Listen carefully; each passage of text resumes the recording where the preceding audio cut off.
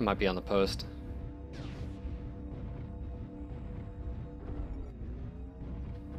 Oh gosh.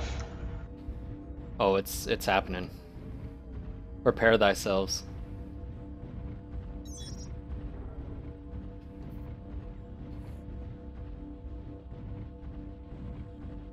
Come on, team, you can find the hill. I can't really coordinate with my team because then you guys will hear and. Don't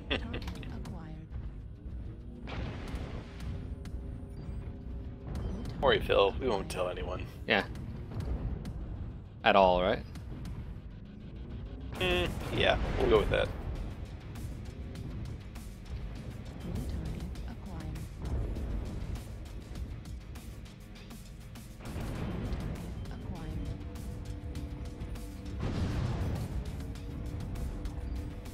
People have to remember the max range on LRMs. I'm seeing like them detonate in the middle of the sky. Man, this head reticle is really messing with me. Takes some getting used to, definitely. Hello.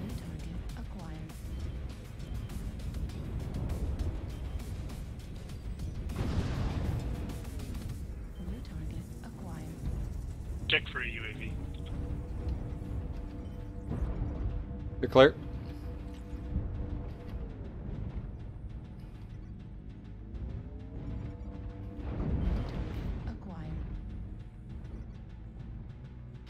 Those ECM mechs are like, ah! You have to cluster around them pretty tightly now. I like the ECM change, it was a bit overdue. Oh, yeah. Oh yeah. Tell that people like it just because of all the LRMs that are in play right now.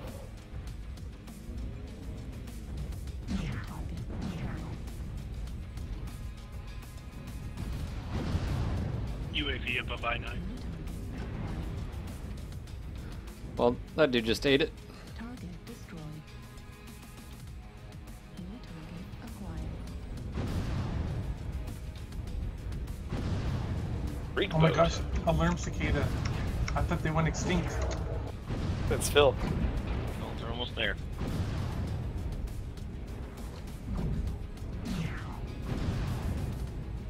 It's Shaolin.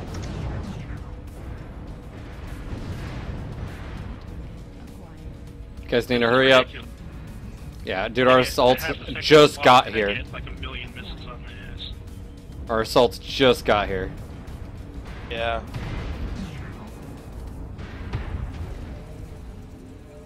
Gotta take those UAVs down.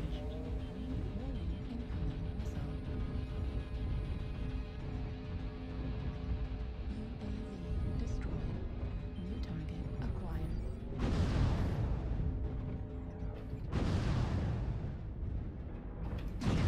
Oop. Target destroyed. New target acquired.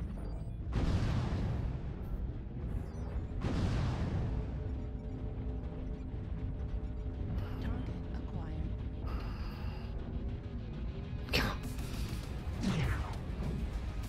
If our assaults would have got here any later, like literally any later, we'd have been screwed. They can turn around still. New target acquired. Hello. New target acquired. That's it for me.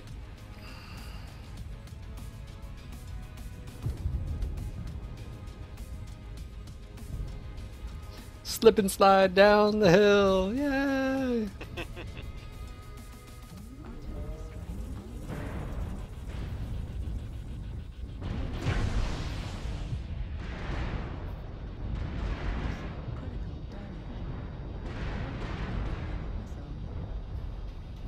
I couldn't do anything. I had medium lasers and an AC-20.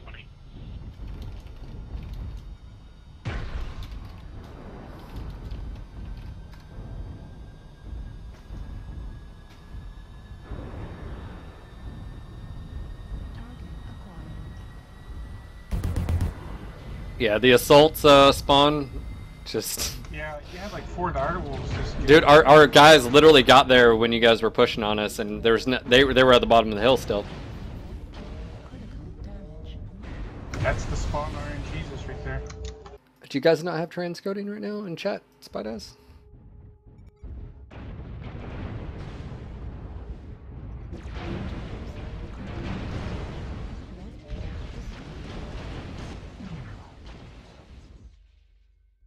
One thing I noticed is when you go for that quick twitch shot, sometimes you don't have time to target. Like, it's like, oh, this target just went out of view, I gotta shoot this one, and it's not targeted.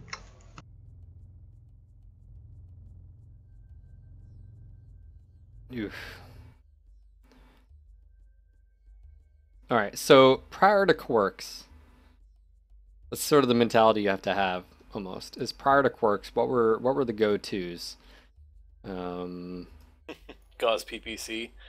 Well, no, I'm saying mech, the chassis specifically. Oh, okay. The carry Kato wasn't a thing because you take the 2A. Before Clan Wave 1, ground pounders suffered a lot. It was the height of the Pop-Tart meta, so you're looking at like Cataphracts and Shadowhawks and Victors. Those were the ones that tiered, when they did the first tier iteration, those were the top, and the Jenner. What's going on, some guy from the console? Yep, this is my personal channel. I've been telling you guys I'm going to stream more on here, so that's what's happening. So this is 3-4 days in a row. I told you guys after hours I'm going to be on here, so if you are new to my channel personally and you want to help me towards my goal, I'm almost close to 900 followers, then my goal is 1,000, and then after 1,000 followers, the world. So that's what's happening. So I just want to say thank you guys for chilling over here. If you're not over on my personal channel, well, you guys, I'm not seeing the chat, so head on over here. I think Jigsaw, Youthbed, Hans, Zomberg, some of you guys head over to my channel. Chat so I can see both, so I don't have to monitor both chats. That'd be awesome. All right, so let's look at something. Grace and Death, thanks for following the channel. I'm gonna go.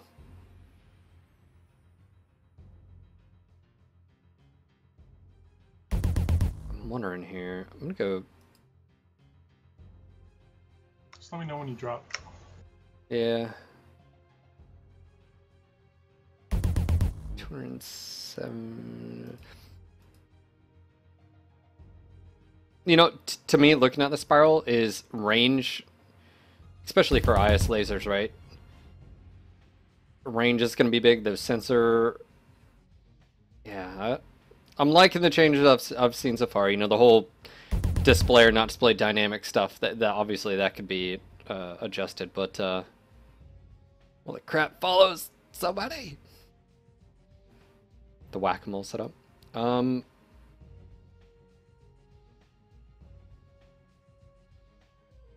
think 60 for optimal might be a little bit on the severe side, but Also, the one thing I also don't kind of like about the current setup is that if they are trying to make the entire info warfare package, pretty much desirable, like having most of the direct fire stuff tied directly to just hitting the R key is going to essentially weight like the sensor range and the acquisition stuff a lot more heavily than the later stuff, like the actual info gathering or. So what's the alternative here then?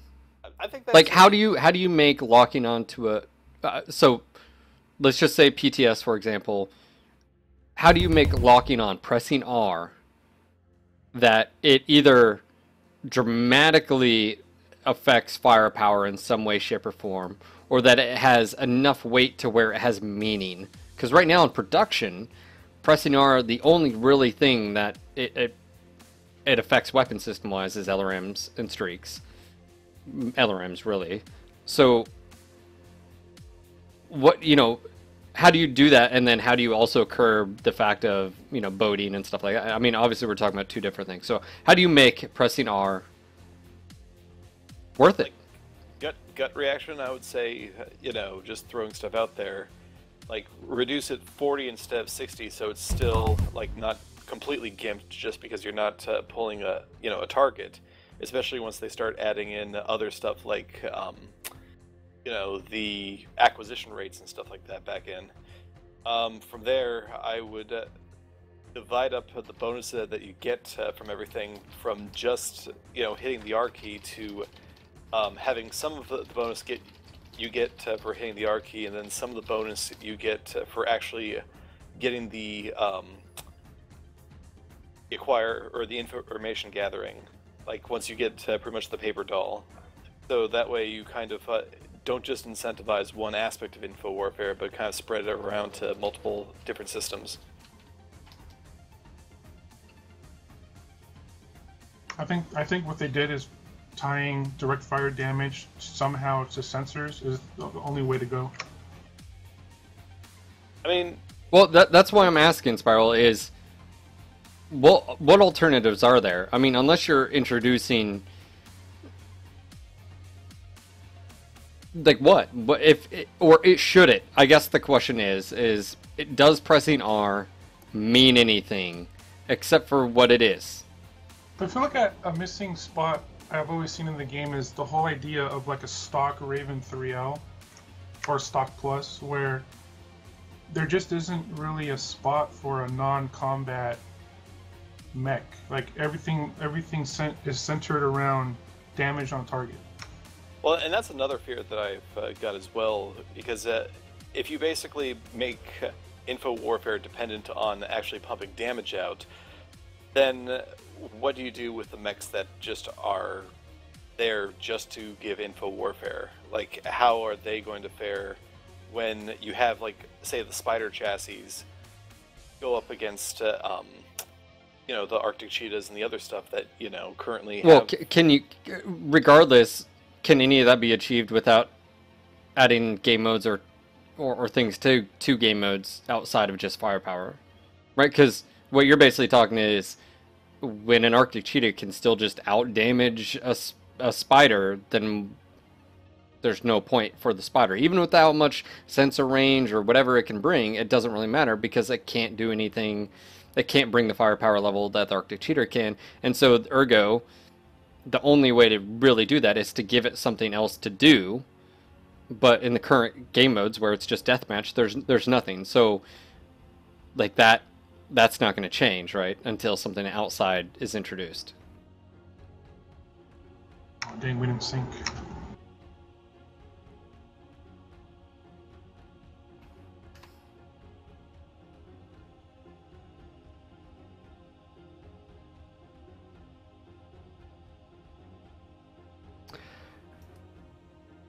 Oh no, convergence is a tough thing. We've talked about it in the podcast many times before. Blooming reticle, this and that. Played Battlefront recently. They have a blooming reticle. The longer you hold down and fire, the bigger it gets. They also have the blasters are very much like how I've always pictured lasers in BattleTech. It's like the old style. You can fire as quickly as possible, but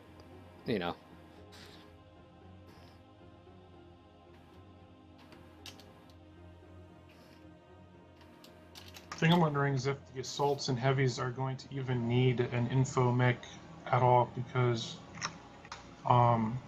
like you can buff your sensor range with other equipment. Or just go Gauss PPC and circumvent it entirely. Yeah.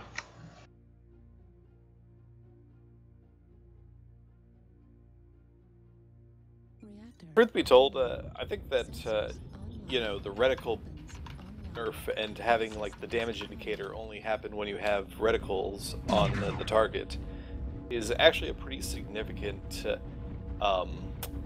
get for info warfare, and I really like that because it takes it away from, no info warfare for lasers, but adds functionality to laser play at long ranges without actually affecting like the damage itself. It's still super convenient to have in poke wars to pretty much get confirmation that you are hitting something, especially with beam duration weapons like lasers. But at the same time, like, you're not necessarily punished for not having that function.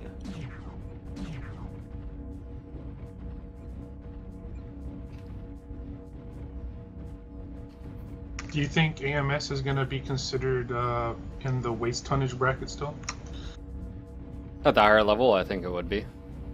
I still don't think, even with these changes, the LRMs would be used by the higher skilled players, just because coordination, organization is one of the key things. ECM is still going to be able to block, negate some of that. So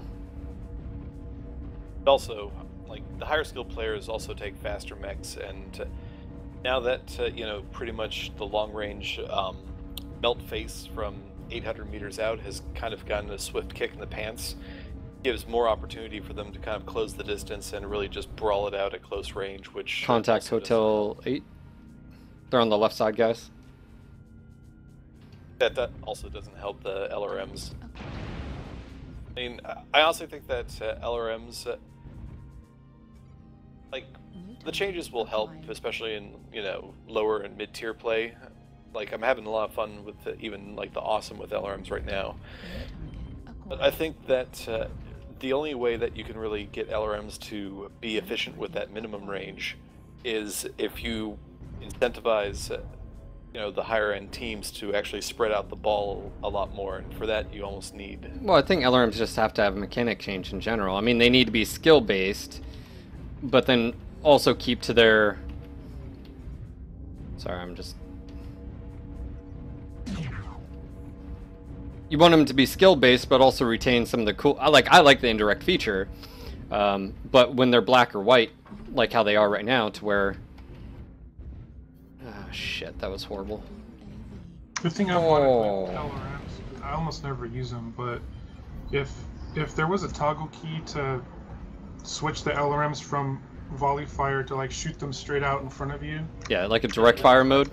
Yeah. And then maybe you still indirect. have, like, a minimum range there, but at least, like, if the fight goes under the platform and you brought LRMs, you're not a pilot, you know, you're not worthless. No, I think direct and indirect would be great. Direct would be flat arc, high velocity, gets to its target, while maybe arc, you know, higher arc, slower, you know, speeds or whatever, maybe, you know, increase spread on direct fire, but decrease spread on indirect or something. I don't know.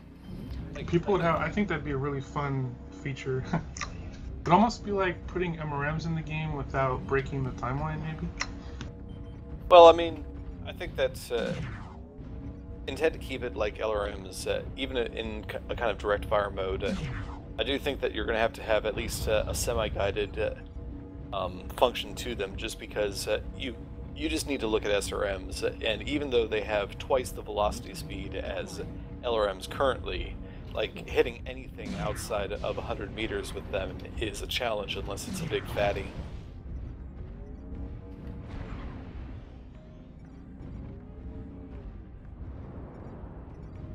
New target acquired.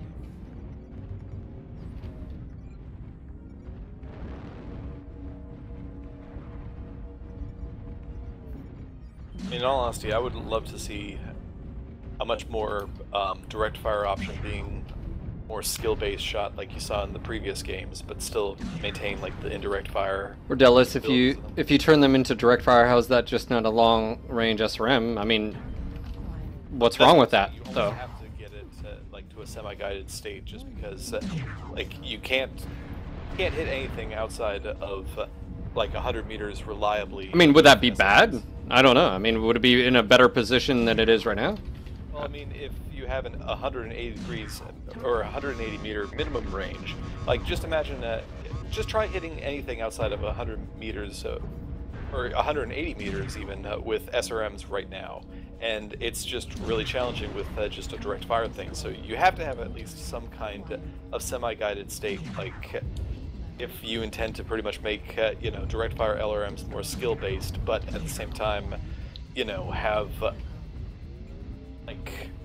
them stay in that same range bracket, because just, you know, iron sights firing of the cluster shots just don't work at longer ranges if they're just dead fire shots. It makes sense for MRMs because you're firing like 30-40 of them at the same time, but I don't know, for LRMs, I don't Well, think also, let's talk about the difference between Clan and IS. IS LRMs, you have to invest so much tonnage like in the usefulness is usually not there because why? You have to have a clear lock on, and if you lose it, then you're just out of Where clans, you have half the tonnage. It's easy to throw on and this or that or. Oh wow. Yeah, I'm not a big LRM buff, but I've never liked how the LRM 20 was so big and heavy, yet felt so out of like. Oh, it has the worst spread. Yeah, those spread like you can shoot an LRM 20 at an assault mech and have missiles miss it. Yeah. I mean, usually all of these, ghost heat, spread and stuff, usually it has been the result of curbing boating of a weapon system, right? And really, Ghost Heat was there to curb the one weapon system boating. The Cataphract, the Scalpel, the 1X used 5 large lasers and the PPCs and so there's a lot of, and it's a great time to have the discussion. Again, we were just talking about heat and stuff where what changes could they do globally to bridge some of these issues. Or Delis, would that be a problem though? Having the idea is you'd be able to toggle between indirect and direct fire. The problem with LRMs right now is they're white and black. They're yin and yang. Either if you don't have a lock, you can't use the weapon system at all. And for IS, that's a lot of tonnage to dedicate. Even an LRM 10 and 1 ton of ammo, you're looking at 7 tons. Why would you ever do that when you can take 6 medium lasers and or what? You see what I'm saying? So would that be a bad thing? If they were direct fire or, something. I forgot how much I missed the Cicada 2A. Yeah. Launching. Searching, I should say. I just never used the dumbfire right now is pretty much worthless.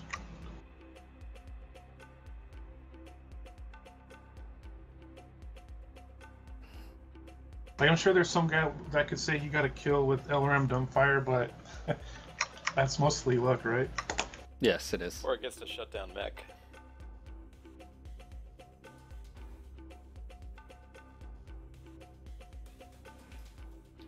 Again, guys, if you're watching and you're over at NGNG TV, I'm over on my personal channel. Come on, hang on out, twitch.tv/Sean Lang. You guys are new to my channel, want to help me get to my goal. I'm almost 4 followers away from 900, so I've met my second goal in a day, almost. So, what's going on, guys? Just can't sync.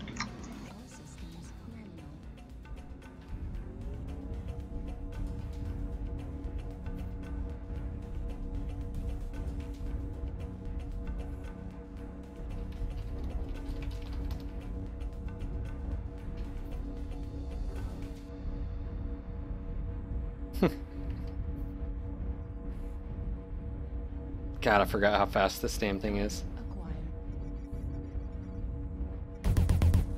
What's going on, Roach? Oh, that was a nice burn.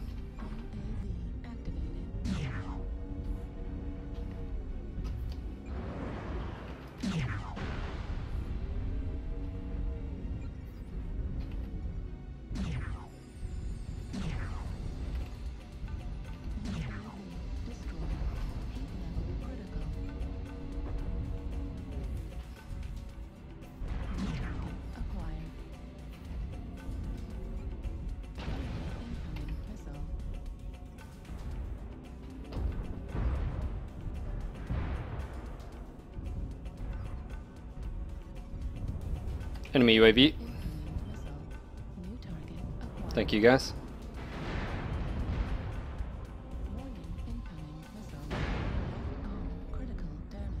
What the hell, man?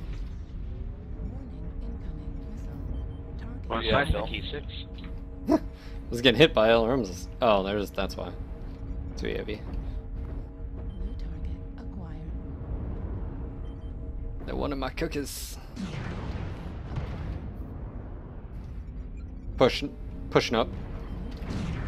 Roger that. God, man. Please.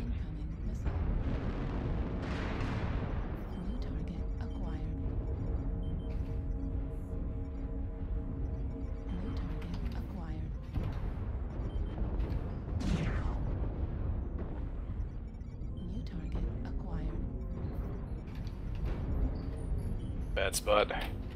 New target acquired. New target acquired. Target destroyed.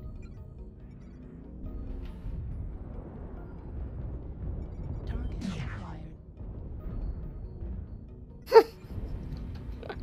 acquired. You had no idea.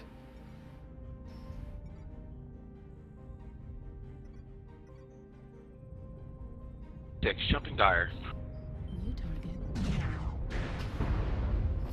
acquired. Push the right. New target acquired. Charlie CT.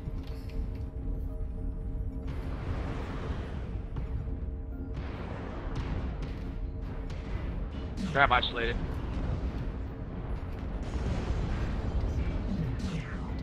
Acquired. It's like a drive-by.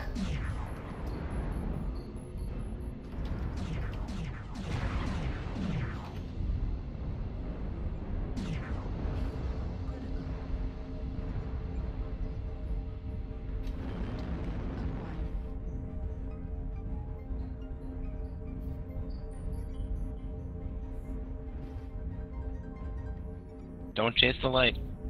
I got it. Grab up the stage. More than D5.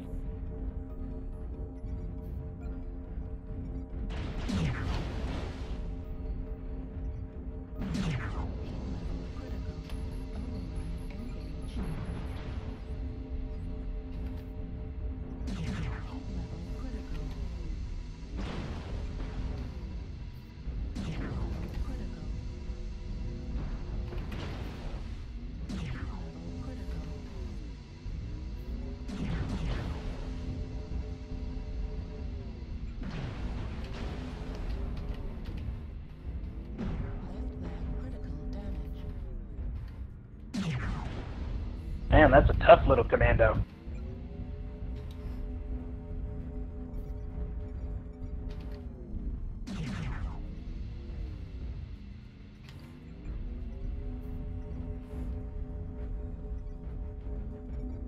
Target acquired.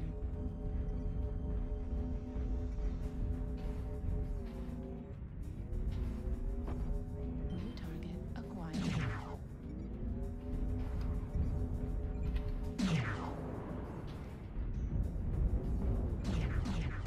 Target destroyed. God dang it. Target acquired. Finished him for you? Target acquired.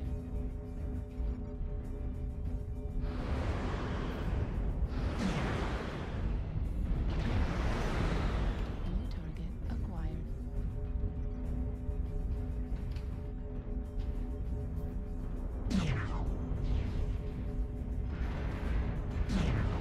Target destroyed. Job team, well played.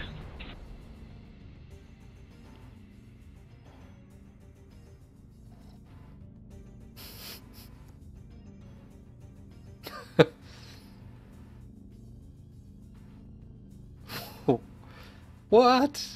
I don't have commercials on this channel. That's good old Twitch.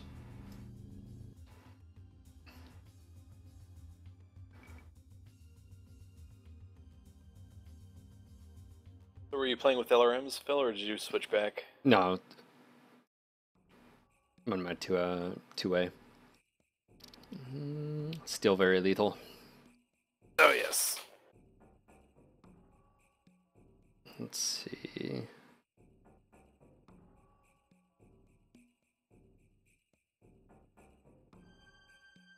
I love having this much C-bills. Oh my god!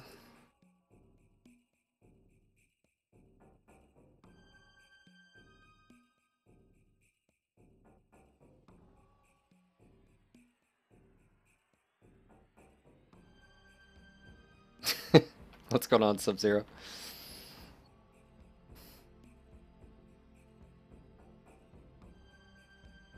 Anyways, just want to say thank you guys for chilling and hanging out.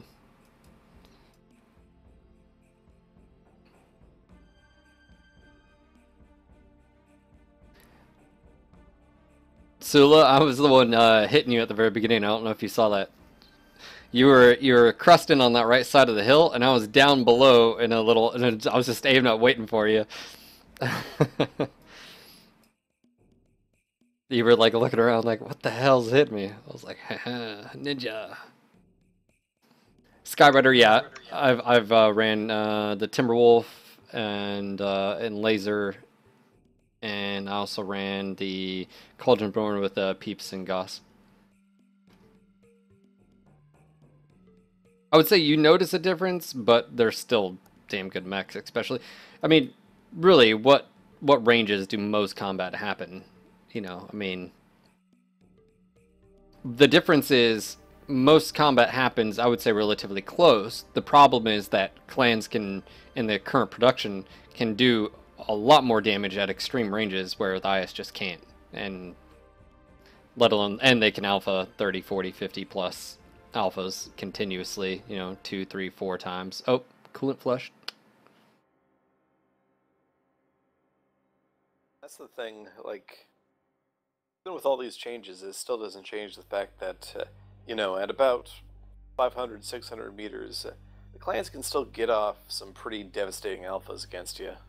Yep. Probably not so much with the nerf to the ER meads, but the only way to change the fact of I can do a 50-40 pinpoint accurate with laser volley or whatever, Gauss or whatever, is you have to change the damage values. So the weapon, you can say, oh, we'll just apply Ghost Heat. That doesn't change the fact of I can still do it.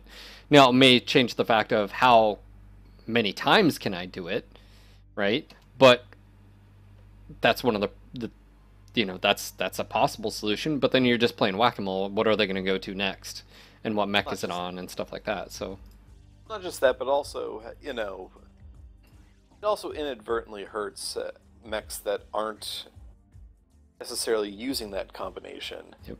Well, so, like, remember the mislinks, what I was talking about. You hit ER mediums, the mislinks is already in a crap place as is.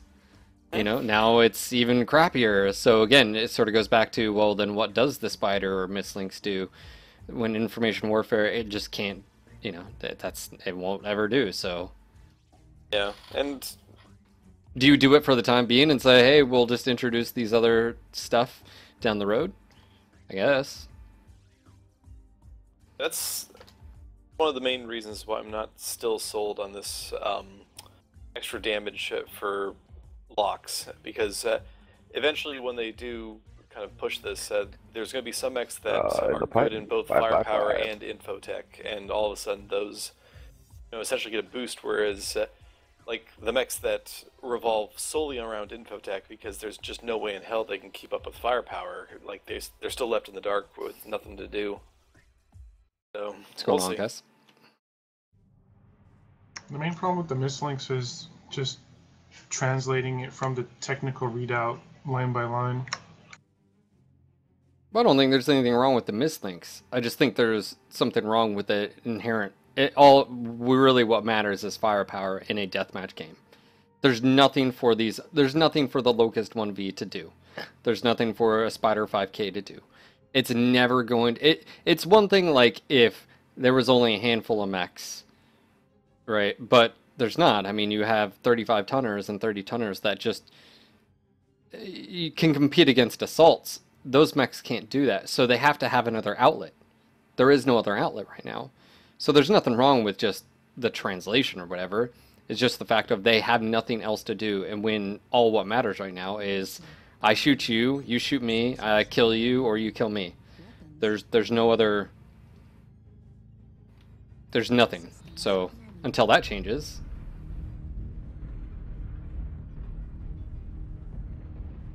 Yep.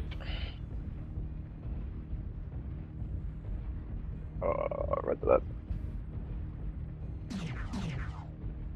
I mean, there's nothing wrong with it. It's just realizing it and, hey, let's do something about it. So. If you look at the mislinks, it's got a hard-locked BAP. It does. Hard-locked jump jets. Engine is a little on the small side. If it was tweaked slightly from the rule set, it would fare better. Yeah, but you've got hard-locked equipment across the board. I don't look at that as a problem. It's just if there was other... if there was other things for it to do, then it would be okay, but there's not. So they take up its firepower potential. Because here's the thing, like, if they decide to just, unlock all that stuff, then what's going to happen the next time there's a 25-tonner? And how do you differentiate that one from, a mislinks due to how omnipods can essentially just, let you take whatever the heck you want? They need to be able to justify their design decision to, have extra jump jets on some mechs, have, BAP and tag, and have it mean something to the match. Because otherwise, if you just make these mechs blank slates, all you're really selling at that point in time is just, an alternative skin for the same mech the next time that they introduce a 25-ton clan mech.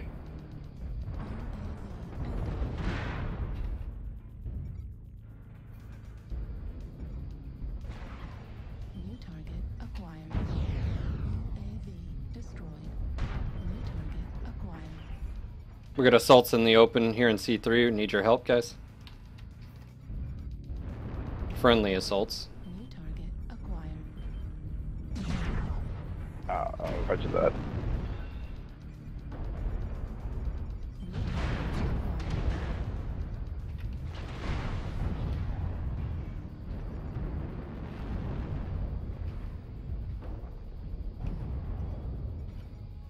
acquired. New target acquired.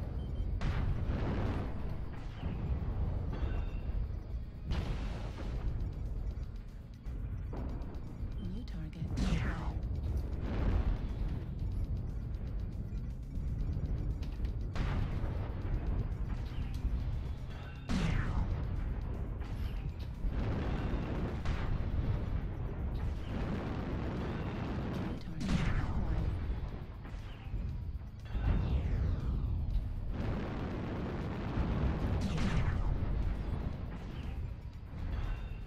New target acquired.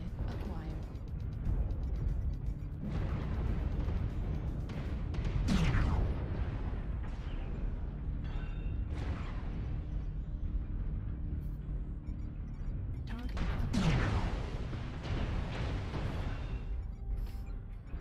New target acquired.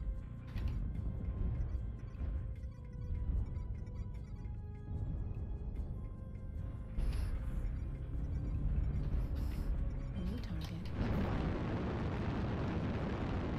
Fuel at 25%.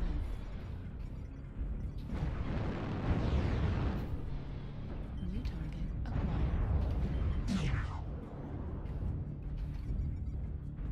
New target acquired. God, those things move so damn quick. Ones. Fucking commandos, man. Oh, yeah.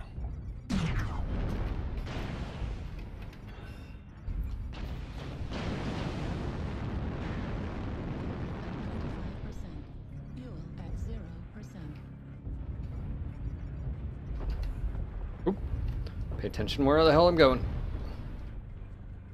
New target acquired.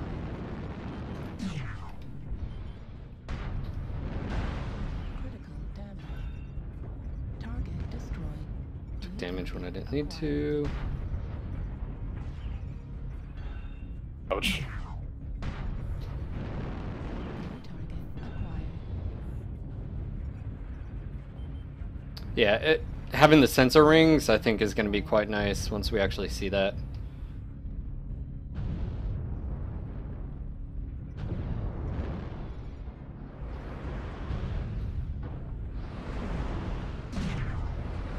No.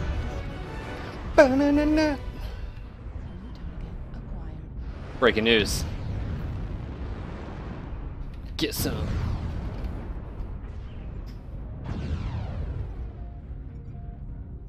I can tell there's no matchmaker because my team is standing in weird places.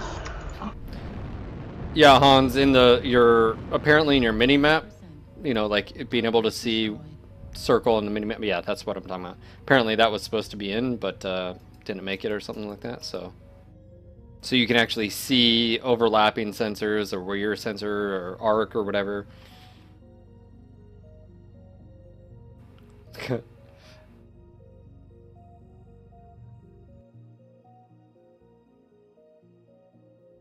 I'm out of coffee. No more coffee. I blame Bear Claw. Good job, Bear Claw.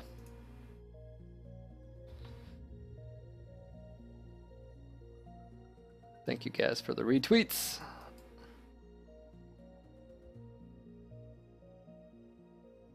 I have to ask though. No. ECM's Sorry, I don't. What was that? Sorry. Is ECM working as intended? Because like I have yet to see a match where I haven't been able to target what I've seen. Well, see, remember, if someone else sees that target and you lock on, then they're exposed, right? So I think that's what I've been noticing, because I saw a cicada and I was able to lock on instantly in a raven, but I'm also wondering who else was looking at that target. So I don't think it. I don't know. But see, that's the thing is, we can't really tell because we have no visual, like, indicator, you know. No. So. Just a soft counter now. Yeah. They did seem to keep the missile lock on in time, which is pretty good. Glad that they were at least able to keep that in.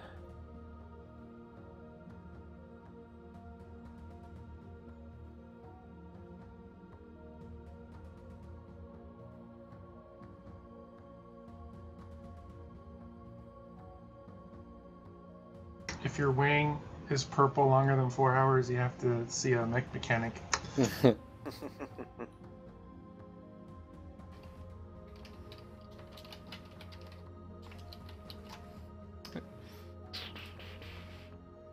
Encourage you guys, if you're watching, hop on PTS, play, get a ton of drops in.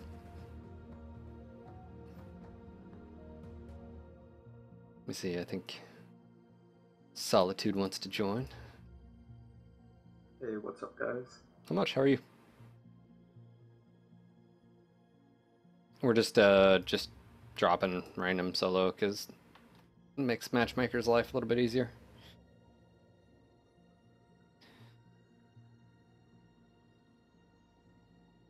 So when I look at this, I see a wiping of all quirks across the board, sensor ranges being a variable that they can adjust. Let's see, what else? The ECM changes, 90 meters, and also just being a delay to being able to target. That'll be interesting, sort of seeing everybody's opinion on that. It has been an OP piece of equipment for the longest time. Does it need to be a little bit longer delay? Should it be on a per chassis basis? Per variant, per chassis basis?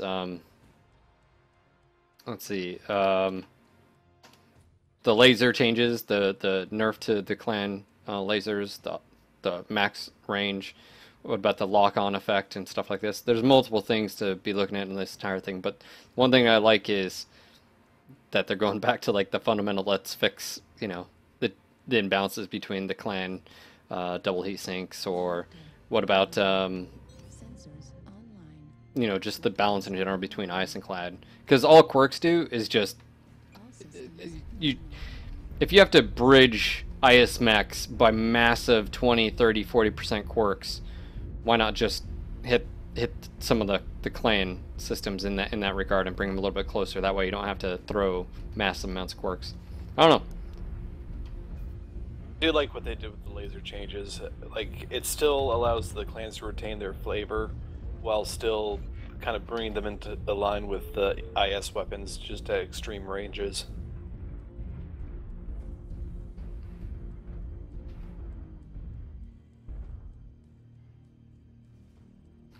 Oni, I have no idea, man. That's no idea.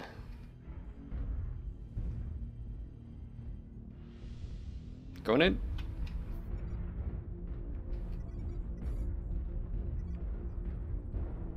I think a lot of it had to do with upquirking Innerstream gathers fewer pitchforks and torches That damn god is still in a Jesus. than what they're doing right now. I think there's a place for like weapon quirks and stuff like this, but you got to be very careful We with got heat people moving to gen. Delta 5 entrance as Heat well. gen gets some that in Right. coordination with like cooldown and duration, you get some crazy combos that just makes mechs straight up better. And point in case, look at the Black Knights just come out. Now, what did everyone say? Or not Black Knight, Crab. The one that everyone was looking at was the one with heat gen. New target Enemy UAV,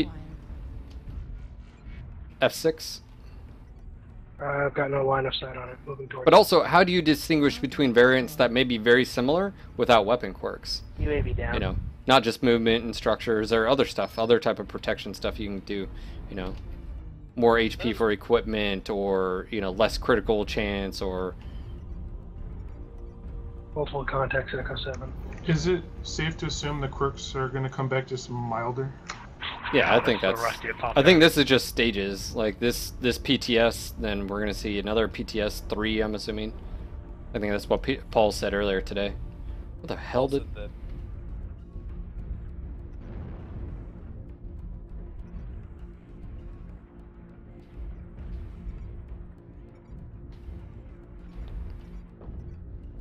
Because he mentioned the whole signal strength, sensor strength thing earlier in Gimpy's chat. So that's a thing. That'll be interesting. Let's push into E7 in just a couple seconds. We're ready behind him. Roger that. Target acquired.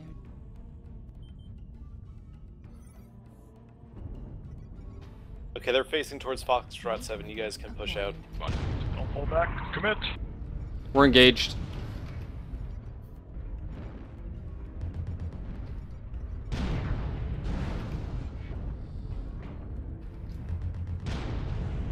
That's Sula. Crab.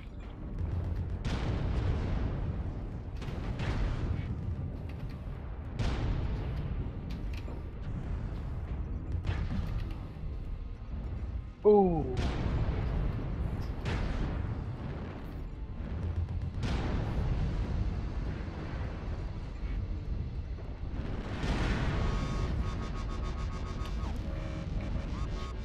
target acquired. This dude's just totally ignoring his back armor.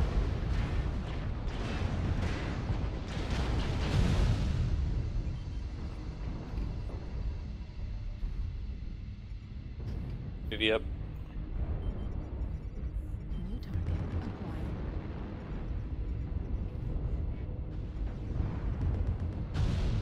acquired.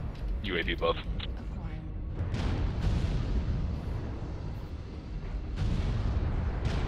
Because, you know, I mean, just talking plainly, Heat, you know, ever since Quirks really came into factor, Heat sort of fell off the worrisome schedule, you know, like, what you had to, you know, like, Clans and Quirks were just like, oop, there was a kill, it didn't mean.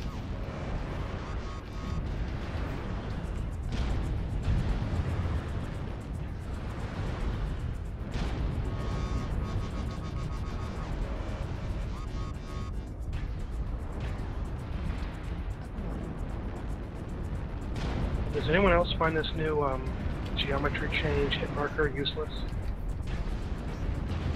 Everything he's What saying. change useless? It reminds me of a Christmas tree star. Target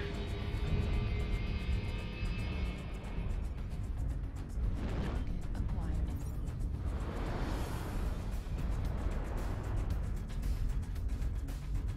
Target acquired. I was saying earlier I was really rusty at pop targeting, and then I realized it was because I Also couldn't thought a see the little red bit about flash. how this affects community warfare. Yeah, the flash, if it was like in red, like the regular hit modifiers, but I think they changed it because of colorblind. So I would like it back, but maybe as an option. Target destroyed. That way you can, you know, if someone is having visibility issues, they can turn it on. Maybe they could do like a select your color for it. Yeah, that would actually be pretty smart. I like it. I like The it. whole thing change. Well, yeah, but you got to be realistic. What's more realistic to saying just offer a choice, or hey, just get rid of the entire thing and start from scratch? You know. You can have a HUD color slider. That's one thing. Like, anytime you have conversations with people, they're like, "Oh yeah, I would get rid of it." That's not realistic. It's like, can we work with what we got and improve it? That's That's probably a little bit more tangible, right? I get the reason why they did it. Like, you know, the shift in color was, you know, still subtle. You know, but some people like it because it is, you know, distinct enough. But having extra geometry in the HUD kind of increases the profile. So maybe if they just mix a little bit of both. But I mean, I guess some people are saying over on Reddit that Paul said that there was supposed to be a color shift in addition to like the changes. So he just didn't get in or something.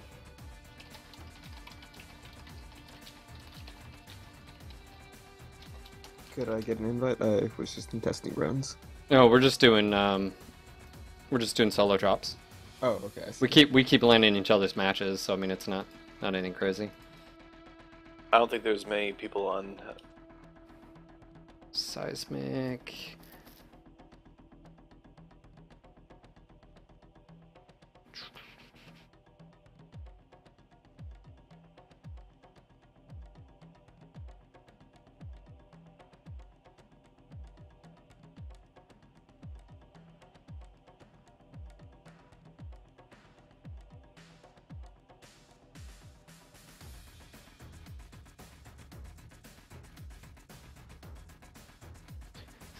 Well, I think there's something to be said about, I mean, would you guys agree in channel, like, the skill of actually having to know when to alpha, when to chain fire, like, that should be a thing, right? I mean, how many, you know, in this regards, how many energy weapons you have grouped and how you have your groups, like, that's one thing that I think a lot of people just, they're so used to just the alpha mentality, right? Alpha everything, wait, cooldown, alpha everything, or...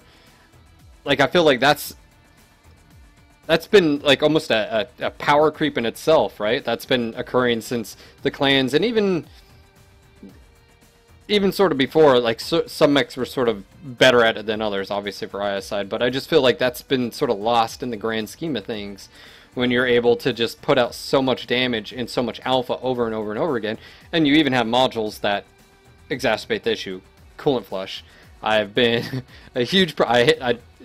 It's like, I would have no problem with coolant flush. I'm going to go on a rant here. This is Phil's rant time. Where's the magical coolant coming from and where's it going? That's been my biggest issue. It needs to have a trade-off. You flush your coolant, guess what? You now have reduced heat dissipation. It needs, like, it's the most ridiculous... It's like just magic. That's where you just get a free power, you know, 1 or 2 shots. Why? Because magic. Like, I have hated it since its implementation. It's just free. Just pay 40,000 C-bills, and here you go. You get 1 or 2 extra shots. Why?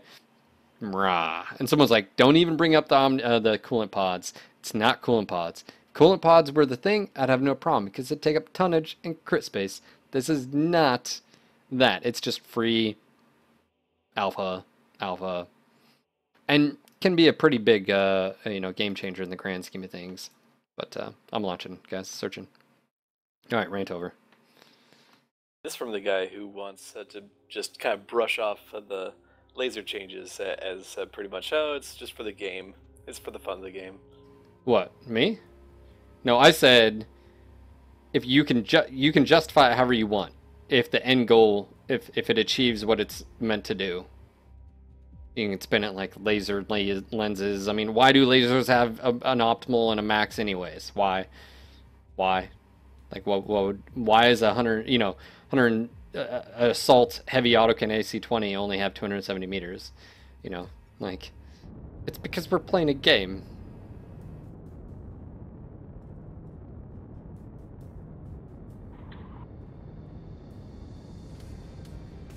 Something that, you know, I got brought up after the podcast when I was talking to a few other people is that, like, main ways that you apply damage in this game can usually be broken down into 3 major categories, which is essentially DPS for things like AC2s, AC5s, and, you know, a lot of the clan weapons.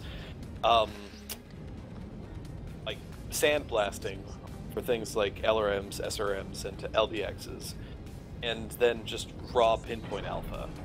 And these are just the ways that you can apply damage to the game as it is in the live game right now. But the problem is that where PTS builds and where sandblasting builds have distinct disadvantages, alphas are kind of the, you know, one pillar out of that triangle that actually doesn't have nearly any disadvantages to it. So as a result, that's why you see it as kind of the dominant way that people kind of outfit their mechs. I mean, chainsaw direwolves are fun, but they're not necessarily top meta because people who know how to use alpha strikes correctly can just alpha you and just pinpoint damage you to death.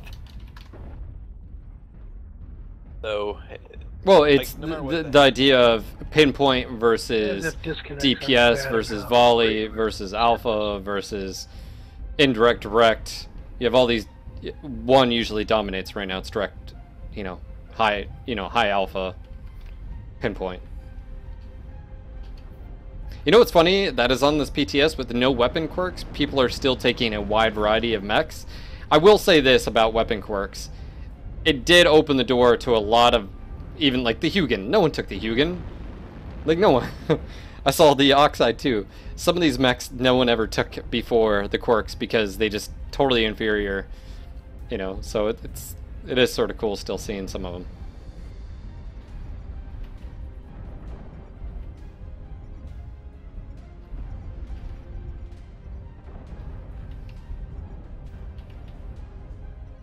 Target acquired. New target acquired. New target acquired.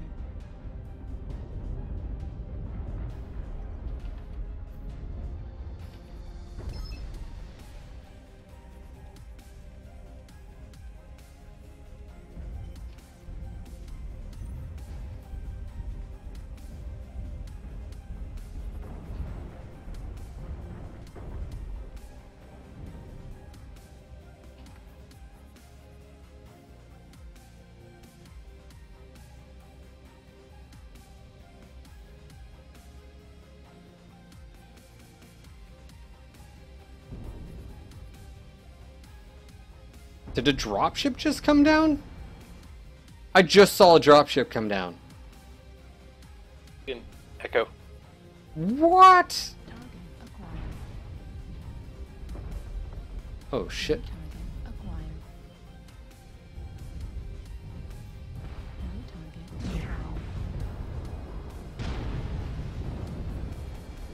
acquired. It's a near consumable. Wow, you guys just wrecked his face. That wasn't even nice. Poor Hugin. Activated. New target. Gotta rotate counterclockwise. We'll say this. I love the idea that, you know, because now New target.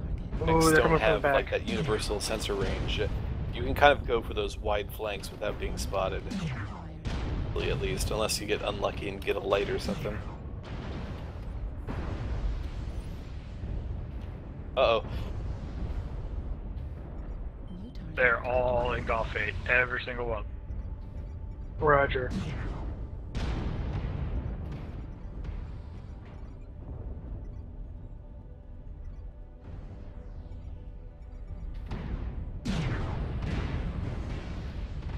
Ate up like a soup sandwich. New target acquired. Target destroyed. New target acquired. Also critical damage. Can't even see. Can't even see. Oh, my AC-20 gets knocked out.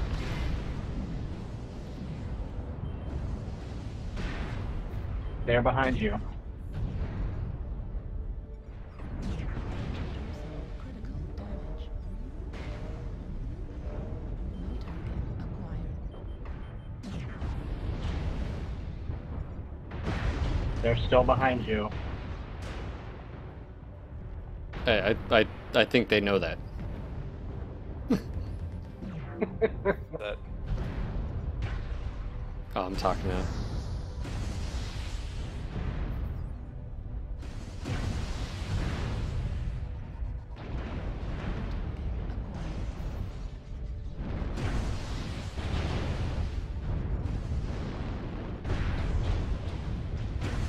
Now, it did notice the survivability there.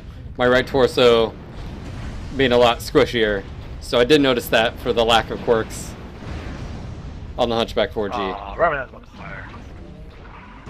Ah. Artillery strike online. New target acquired. UAV destroyed. Target acquired. Artillery strike activated. Target.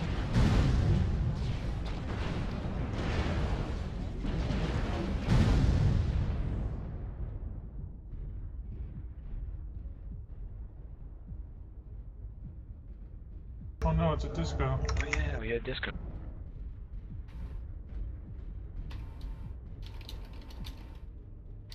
Tell what grid is your disco? We don't know.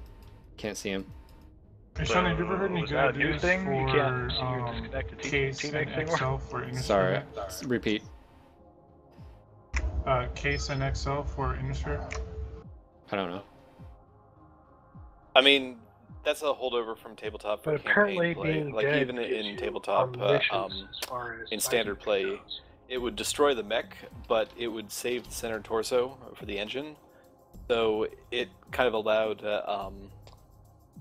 pretty much salvage the mech and also prevented the mech warrior from dying. It doesn't really serve a purpose as far as 800 meters a second actual on a dead monitor. single match John, you're supposed to gameplay. know all the answers. I know, right? Yeah, there's no repair rearm, and you don't care if the pilot dies. Yoki, how do you know these things? Oh, he probably knows spawn points. The thing is, like, if they did something like made it add health to that Boom. section, it would become like an auto include. Well, the problem with that then is that clan gets case in literally every location. I mean, for the most part, the only way you really make case attractive under the current mechanics is if you make ammo explosions more common, which is something that I know a lot of people don't want. Well, here's the thing. It needs to be... Little things like that need to be a thing. Like, don't just have a piece of equipment case. Like, case should be... It prevents all... Like, if you have an ammo explosion, it prevents it from either one... Well, in the case of MWO, I would have no problem with them saying is... basically what it does is it just blows off and you lose a percentage of health on said location. It doesn't necessarily destroy it. I think that would be like, okay, well, if I take that, at least now I can take it with an XL and I don't instantly die because that location just went up in flames. Whereas right now, there's no point. It's a... Just because you have case on there, an ammo explosion can still happen and it can still destroy the section. But the idea is, well, it doesn't tear apart your entire mech. What I'm saying is, case would be even more attractive for players if it also prevented from keeping that said location to just going up in flames. And why not? I mean, it's one of those things where those are the type of things, in my opinion, that can change from the tabletop, and it's perfectly legit in a real world environment. That can be a thing. The lore buffs would freak out and go, oh my god. Who cares? Who cares? Because there's no... Lore does not... To me, it's one of those, like, who cares? Because ultimately, you still benefit from this change, and you don't not make changes just because, oh my god, no, that's irrational, and, so... The thing is that it's all about trying to just preserve the function and not, like, the individual mechanics themselves. So, as long as case remains primarily a piece of equipment that mitigates ammo explosions, I really don't think that most people who recognize that this is not tabletop, this is an adaptation of Battletech universe, not Battletech the game. Like, as long as it maintains the theme, most people will be okay with it.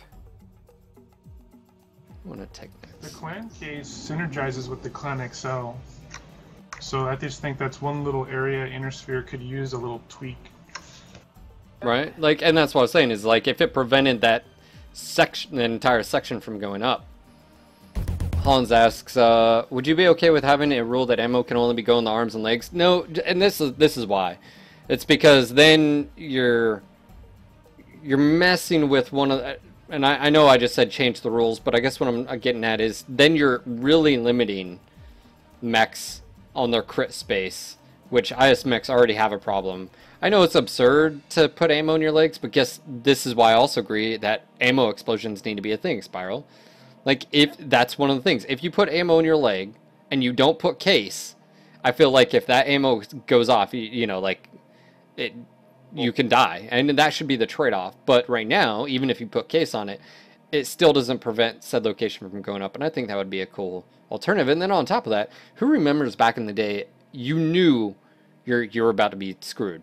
Like, you would hear it. It was like, for those that don't know, it was just like, you just heard this do, do, do, do, do, do, do, do, and it just went up. There's also no visual indication that a case explosion or ammo explosion happens either. Like, make it a gigantic fireball. It could be purely aesthetic, but then you're like, oh shit, he's dead. Like that's a thing. Yep. Like little details like that doesn't take much, but The big thing is that you know, case can't be equipped in the arms or the legs for the inner sphere mechs, and make it so you could. Why not? Well, is there any reason not to?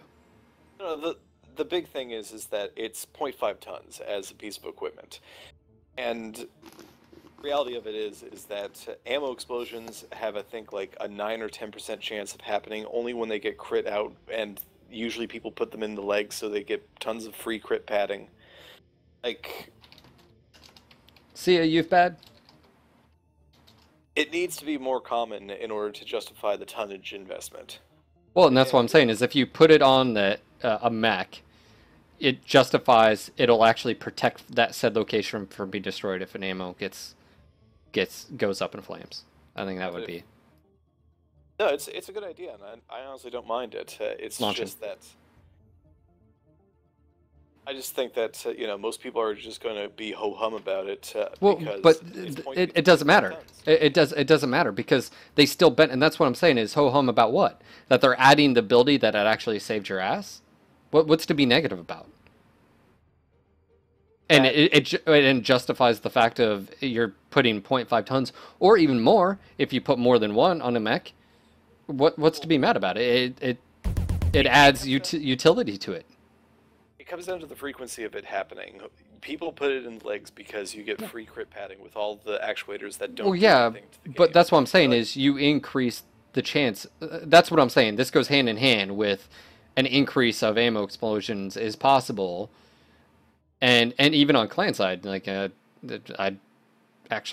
don't know if I've ever had an ammo explosion while being in a clan mech. Well, you probably have. It's just that clan mechs have free case in every single But location. also, you wouldn't know because there's no indicator of ammo explosion or Bitching Betty telling you or the gigantic flash or whatever, blah, blah, blah. So I'm okay with the amount, the percentage of it happening going up, the chance of, but then also, and that puts an emphasis on actually taking case. But, you know, it's also one of those things where, you know, you don't want to penalize it too much where it's happening all the time because then IS is really gonna, you know, I don't know. You just push people back to lasers. Yeah, right. So it's a trade-off. You don't want to have it too much, but that's where maybe case is its utility enough to where they actually want to take it. I wasn't really thinking about the ammo explosion. I was thinking more like if case did like +5 structure as a side quirk. No, and this is where pretty much I kind of come down. Hold on, say it. What was that? What was the? Say that again. Whoever was that? Solitude Kinetics. Say that again. Sorry. +5 structure, just as like a little mini quirk for the case. So the big reason I'm Because kind like of if you want to put a gauze rifle in that side torso with an XL, it just is like suicide. like the big reason I am usually against things like that happening is that, well, I completely agree that like tabletop rules don't really have that much of a place in this kind of game. It comes down to the theme and like what the piece of equipment is supposed to do, and the second you start adding stuff like giving it additional hit points and stuff like that. Due to the way that, currently acts in game, and, because of the frequency of ammo explosions, and now with, the 15 hit points for every single box of ammo, like, it becomes more about quirks that give you extra hit points, and less about it actually protecting you from the thing it's supposed to be designed to do. So I'm all for them changing the mechanics, to better fit MWO, as long as they maintain that this piece of equipment is supposed to be specifically for, preventing ammo explosions, and not any kind of like supplementary thing, because otherwise it... Well, couldn't they just say this? If you equip case and there is an ammo explosion, again, what I'm suggesting is that it would then not do any damage to that said location. It just vents the explosion, so that said location, your left arm or left torso, would stay intact. But what you could do is, if maybe you wanted to reduce the overall damage effect. But I still think the best thing would just say that location doesn't take any damage, and then that basically achieves what you're trying to get out. Old caustic. Holy shit! Oh yeah. Right? Yeah, it's because the snapshot of this was from I think a few weeks ago. So.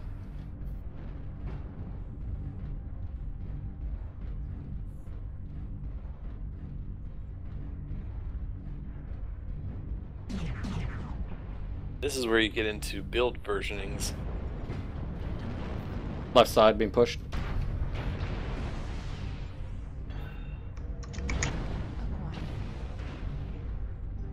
Charlie. I'm assuming that's me. New target acquired. We're gonna kill your Charlie. Charlie! Just wrecked your Delta. Acquired. Nice Oh, lock. Mad Dog just had an ammo explosion. New target acquired.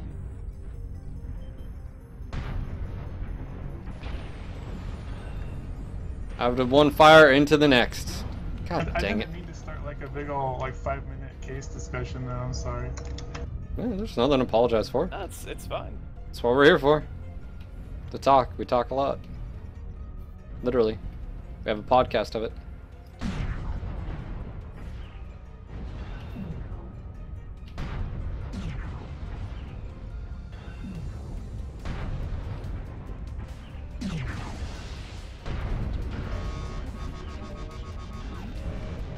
Good kill. We gotta turn and get ready for these guys. Acquired. New target acquired. Target destroyed. They're coming from the rear. Acquired. Streak dog, right side.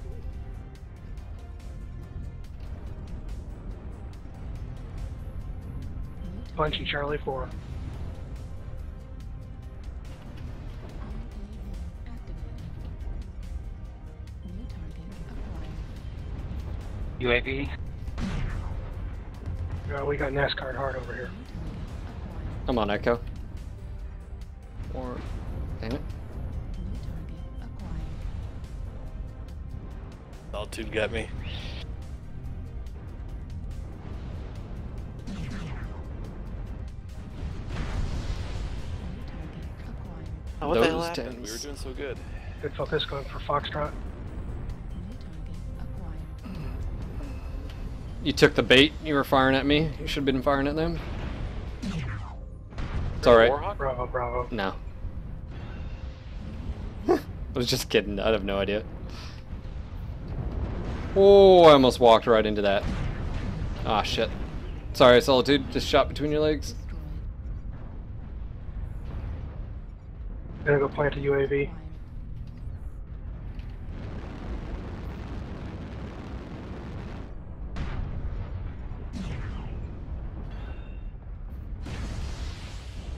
New target acquired.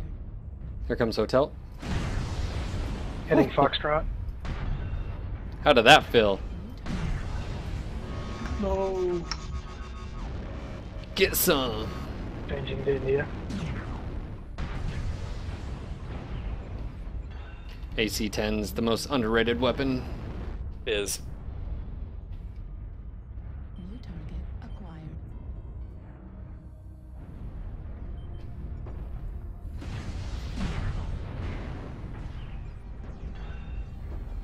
Going for India again. I'm pushing on hotel.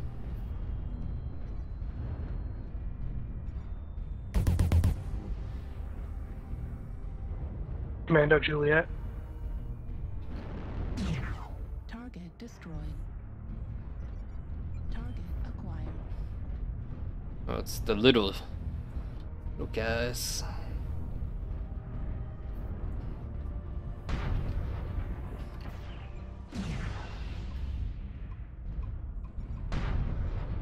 Nope, miss.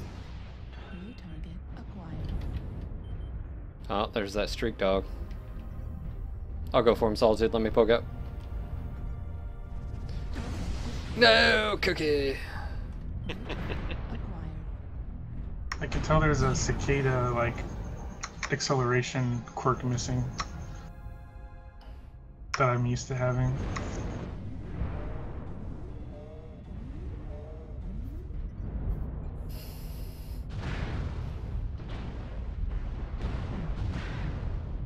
So I guess my question, you guys have been playing for a while now. Obviously, there's still some gap between the clan and IS, but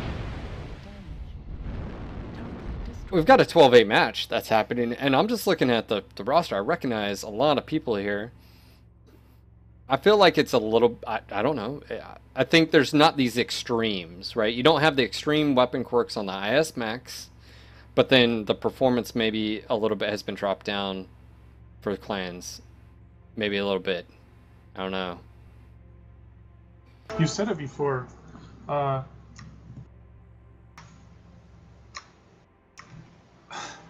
When the players are, how do you put it?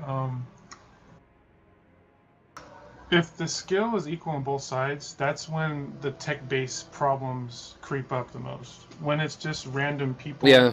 mixed tech, you can't really put Yeah, I know. You know. But I mean, we can usually gauge though. Like, does that make sense? Like, if you were just to say, well, yeah, no, I can't say that because. So I will say this. I don't see infotech as being there enough to like really see a difference between what I'm used to seeing in live ops and what I'm seeing in the game right now. Like, at no point in time does like the current infotech in this seem like a hindrance for any mech I drop in. So while it's nice to like kind of have a little bit more emphasis on infotech, I still don't think that there's enough distinction between like the differences between a mech without that much infotech and a mech with good infotech. Well, really... yeah, but I'm not really talking about that. I mean, yeah, that there needs to be more the signal strength. I'm just saying that in general. Like, I like the clan laser change, the range change. I can definitely feel that. I've been dropping mostly IS, and like it feels pretty good to know that you pretty much only have a good effective range equivalent to the IS weapons. And you know, to be fair, what's going to happen is PTS 3 is going to come out, more changes and additions. I do like the fact if people are like, oh, you need to change one thing and an iterative off that, guys, that would take forever. I had someone post. I saw that. I think it was on Reddit and MW forums, and it was like, just do one change. Or you know, no, but because that would take forever. It would. You still got some of the like structural tech gap issues, like if you tried to spec out an Orion, spec for spec to match a Mad Cat, you have to make a lot of concessions. Like even when, and if you talk about Excel, then you're, really vulnerable. Yep. I mean, the trade-off Still is that whole problem. you want speed for the Orion. Okay. Do you want speed and survivability? Well, then now you don't have enough tonnage for weapons because you're taking a standard. If you want speed and weapons, well, then you're giving up protection, right? So it's this like, no, I totally agree, and that's one of the things we've been, I've been talking about for the past about a week after the podcast, which was ultimately what PGI has to do is they have to say a Timberwolf versus an Orion, as far as like being equals, and a Black Knight have to be equal. Well, then you need to address some of the core systems where the Timberwolf is outright right now. It's like 15 or 20% faster altogether because of the engine and how that works. Well, that needs to be fixed. Or, what about the tonnage and availability? What about the fact of Orion can't take Indo and Pharaoh and an XL and weapons? It just can't do it. So that's where the core systems have to be looked at and addressed, and the Orion has to be brought up a bit in certain areas, and the Timberwolf has to be brought down in certain areas. So, that's still got a long way to go, obviously. Like, Look at the Cataphract, the Summoner, and the Timberwolf. You can sort of see the steps in the. There's definitely the tech gap between, or the power gap between the Summoner and the Timberwolf. But also, in a lot of ways, the Cataphract is inferior to a Summoner. Hans, I get your idea, but the only problem I have with that is, remember, too, is how many people rely on that information. And that's one of the things that Darren was sort of bringing to light, is there is a big skill difference. And that skill difference comes from the fact of knowledge of remembering numbers to knowing, okay, they got that set up, well, that means they're running XLR standard, or how many people actually currently rely on infotech and information warfare in its current, right? Like, I know, let's see, I've got Solitude, Spiral Kinetics, good players altogether. You don't rely on infotech as much as a lower skilled player. And so it's one of those things where you have to keep that in mind, is if you introduce a mechanic, does it benefit one side more than other? And if you were to introduce, something like that, is it helping the average Joe Schmo, or is it more hindering? And that goes back to sort of the idea of the optimal range flip-flopping dynamically. That actually may be more detrimental to the average player, and it doesn't necessarily matter to the high-skilled player. So, maybe, adjust that. So.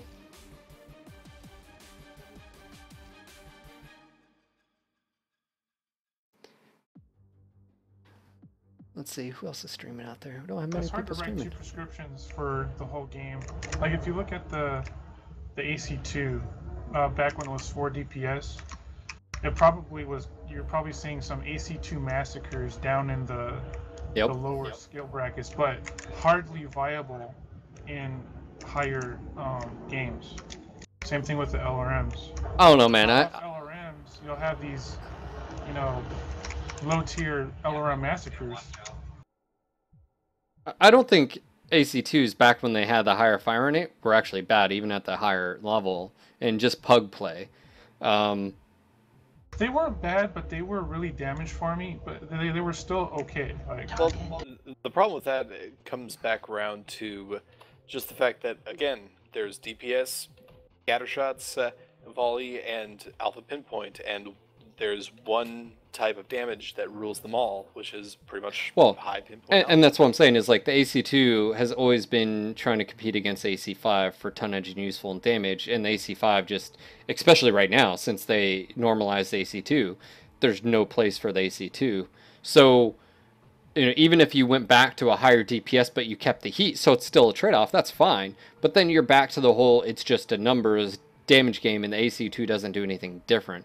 And what I'm talking about is like outside. Think outside the box. Like, does it have a pen ability? Like, people are like, oh my god, don't introduce that. Well, why not? Like, if it makes it different, or it's better at internal damage, damage, where it, whatever multiplier, 1.2 or something like that. I don't know, against internal structure. My point being is, like, to think outside the box of making the distinction between this. An AC2 is supposed to be a high fire rate weapon system. Doesn't necessarily mean it's supposed to only be at long range.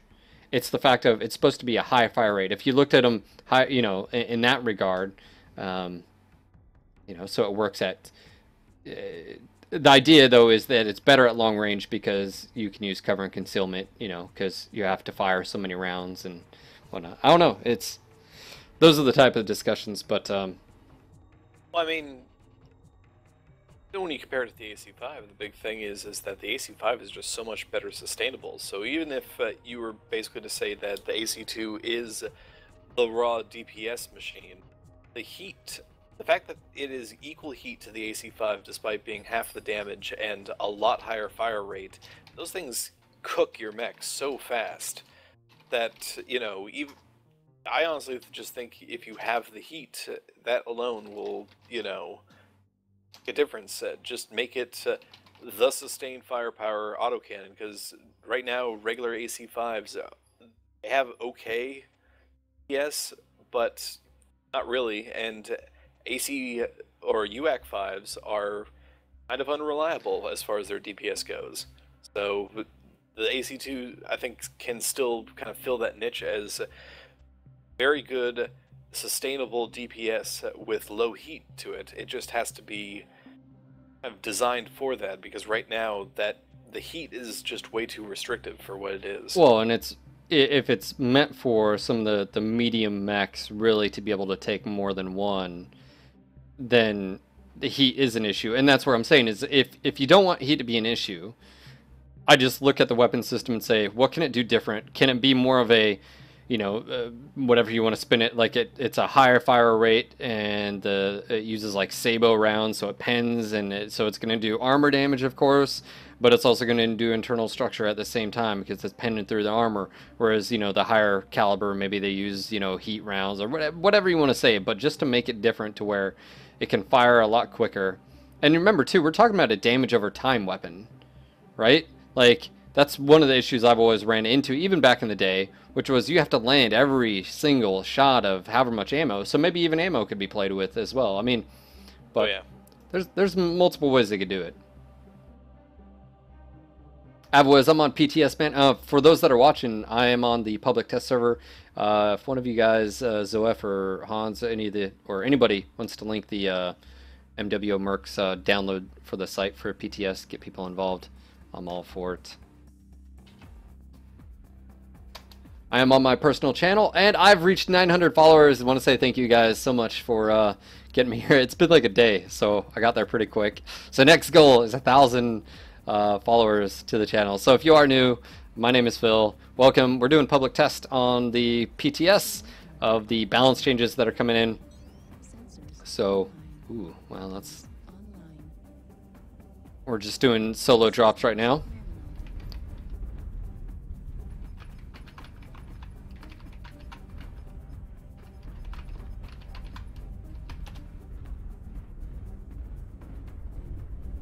One thing I've never understood with the whole Battletech weapon layout is how there's nothing between an AC2 and a machine gun.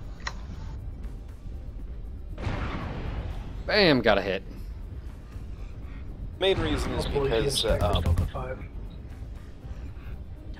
autocannons themselves are almost like aim battle cannons on tanks. Oh, hey, this is so the I old think like the Cosmic AC2 Valley. is supposed to almost be the equivalent of Rotate! repeater cannons that you find on lightly armored vehicles. Got the new one and on the other server. For the most part, the raw tonnage for autocannons is actually fairly. Yeah, contact UAV above, Delta 4. I can't shoot it down. Pretty much what you find on. Hey, lock your narked. Lock your narked. Get cover. And sorry guys, I'm in a match. Didn't mean to talk over you, but. Yeah, I'm watching. Yeah, show up. What's up, dude? Well, part of the thing with AC2 is it only removes armor in chunks of 2, so it's by nature going to be really farmy. Like, you're just going to spread damage everywhere like you would with like an LBX. Guys, you can push on D4. Unless it shuts down in front of you, literally. And that's kind of what I was getting back around to, is that right now, We're Alpha over here on the is ridge. just Stop focusing so on the dominant freaking that cheetah. a weapon that has repeater damage that spreads damage around the whole mech is just not a desirable weapon, because Alpha itself just dominates, because of how mechanically it works. So, I mean, Phil and I were talking about this on the last podcast, that for me at least, it's not about like eliminating Alpha or trying to like buff up DPS to where it's an extreme degree. Enemy UAV. Maybe. But We're getting our ass whooped. some kind of drawback to how alphas are pretty much applied to the game, either through a cap through things like the ghost heat system, or just adding some kind of mechanic that at least adds a drawback to just pure pinpoint alpha play. Because the reality of the game is that the AC2, the machine guns, and weapons that are specifically designed to act as DPS vehicles in this game are not going away anytime soon. And you have to kind of give some kind of reason for them to actually exist in the game, because otherwise they're just, not going to be completely ignored. Arctic cheetahs, man, are just... Oh my god. Back at the height of the Pop-Tart made, you had most of the alphas were around 20, 25, 30. 30 to 35 were, I think, max, pretty much. Yeah, you had the 40 alpha on the 3D, but that thing was a walking time bomb, so that was the drawback with that. And then clans showed up, and then it was like 50 to 84 on serious builds. And so later on, what PGI did was they shifted the ghost heat on the inner sphere larges +1, so the inner sphere could sort of compete at that alpha game. But if they were to mess with heat scaling to bring everything down to like 25 to 40 max. But see, I still think that's a band-aid. We were talking about that on the podcast, which is heat the correct way to go about for a penalty? And I'd have to agree. I think it isn't. I think you can do it currently, but it also forces what the current meta is, right? You get around, no meta build has ghost heat in it. 5 ER mediums and a Gauss rifle, right? I mean, 2 large pulse and a Gauss rifle, because ghost heat you can get around. So even if you were to say, well, let's plug those holes, well then what do you guys do? You find something else that does the job instead. So I just feel like we're in this cycle, like whack-a-mole. That's why if you didn't listen to the podcast, by the way, guys, that's one of the things we were talking about. It's like whack-a-mole, but then you guys shift to something else. So really fix the problem is at heart. Some of the problems are at the base systems. So yeah, I think you could do it for the time being, but if I have a Hunchback 4P, why am I getting penalized for utilizing all the hard points? If you see what I'm saying? Like, but ultimately what we're saying is there has to be some type of penalty if I just alpha all the time. Is that heat penalty? Well, what heat penalty does is it drives more neutral builds, right? That's where we're at. And so is heat the way to go? Isn't the heat bar not much different from like our battery, like in reverse? I don't know. Well, the heat bar itself, and this is something that we didn't really talk about in podcast. Like, the heat bar is a representation of a heat scale in the tabletop that hasn't really been implemented into MWO, because the thing is that as you gain heat, your mech becomes more sluggish to pilot. You suffer from reticle flickers that make it more difficult to actually target everything. And so the way that, historically Battletech has handled kind of the heat scale is that, yeah, lasers are light, but they also dissipate heat really poorly. So you suffer all these adverse effects in, tabletop and in various other forms of Battletech products. But in MWO, because it's a binary scale, it almost acts pretty much like you said, as a battery. Like, you can bring it all the way up to 99%, and it's not necessarily going to impede you in any way, shape, or form. And then once it flips to 100, you just magically shut down. Does anybody remember the build for the Cataphract 3D, the Goss 2 peep? I don't remember. Was it XL? I don't think it can't be. No, I think it was XL. Is it, no, you'd have to put the. Is it the Goss on the arm? No, it's up in the torso. So. Oh, because I think you can put Goss. Is it a standard 250? I don't remember. It has to be like a 275 or two something. I think you can put XL with the Gauze rifle and then just put the ammo in the legs. Well, where do you put the other PPC? In the arm? Oh, that's true. Yeah. Was it Gauss in the arm? Was it? I don't remember. It's been so long. Yeah, it's been so long.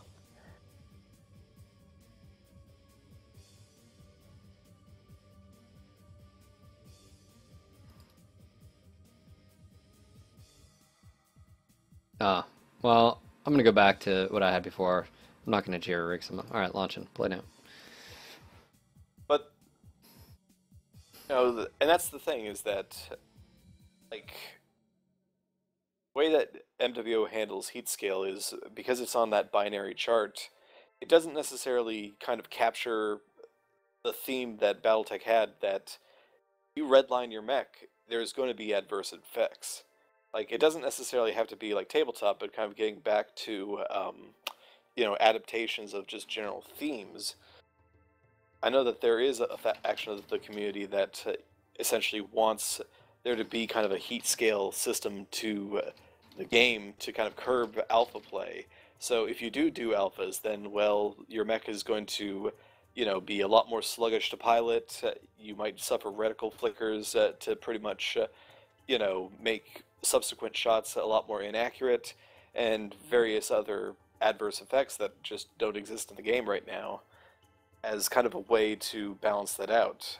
I mean, just like any other thing, it's all based on how they actually execute something like that, but personally, would be nice to see it expand to that at some point, but I don't think that it's going to ultimately solve the alpha problem, because that's more of just like what happens as you heat up as a generalization, and all mechs, including DPS builds, suffer from that. I think that big issue is that, like I said, you have three major ways that mechs apply damage in this game, which is DPS, cluster shots, and alphas. And alphas completely invalidate the other two, and it just needs to be brought into line in some way, shape, or form to essentially give a tactical loop and make at least some builds viable as far as DPS builds as opposed to alpha builds. Just currently don't have that.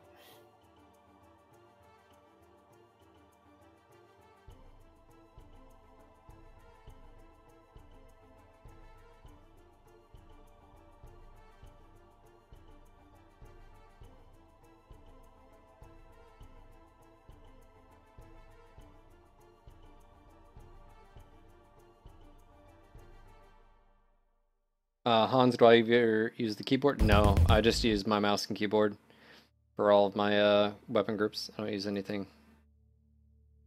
No, sir. Oh, Do you think PGI is willing to use that, like that reactor idea where it's just an arbitrary point limit that if you exceed it, you then have ghost heat? You're talking about the energy pool. I think it's an idea, but I still think it goes back to... It has the exact same problems we were talking about with Ghost Heat.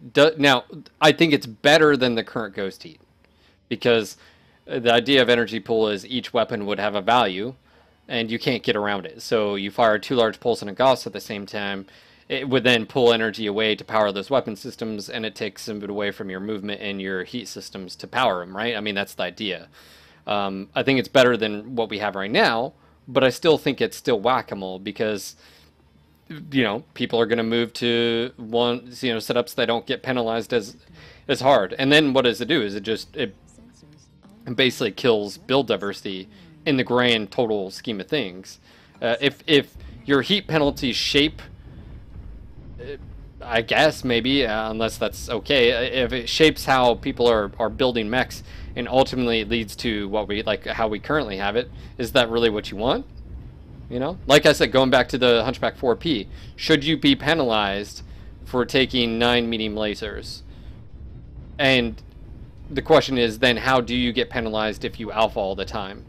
Well, and I think that's the important thing to note, though, is that, like, it's not about taking 9 medium lasers and pretty much getting penalized for taking it.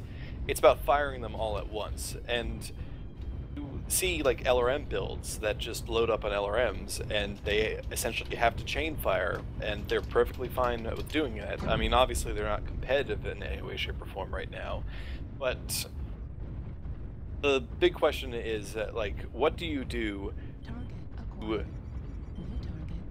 basically say that it's okay to take this many medium lasers or PPCs or whatever, just don't fire them all at once.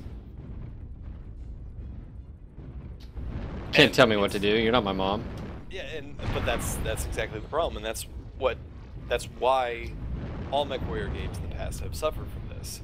You know, you had Nova Cats with 7 ER large lasers that could just one-shot mechs in MechWarrior 4. Like, there's so many one-shot builds in the earlier MechWarrior games just because, you know, they allowed this stuff to happen. Enemy UAV, left side. The other problem with scaling is it's just really convoluted, and when we talk about fixes, we talk about making it more convoluted. Well, I mean, is it really more convoluted than what we have, considering you don't see anything in the game runtime?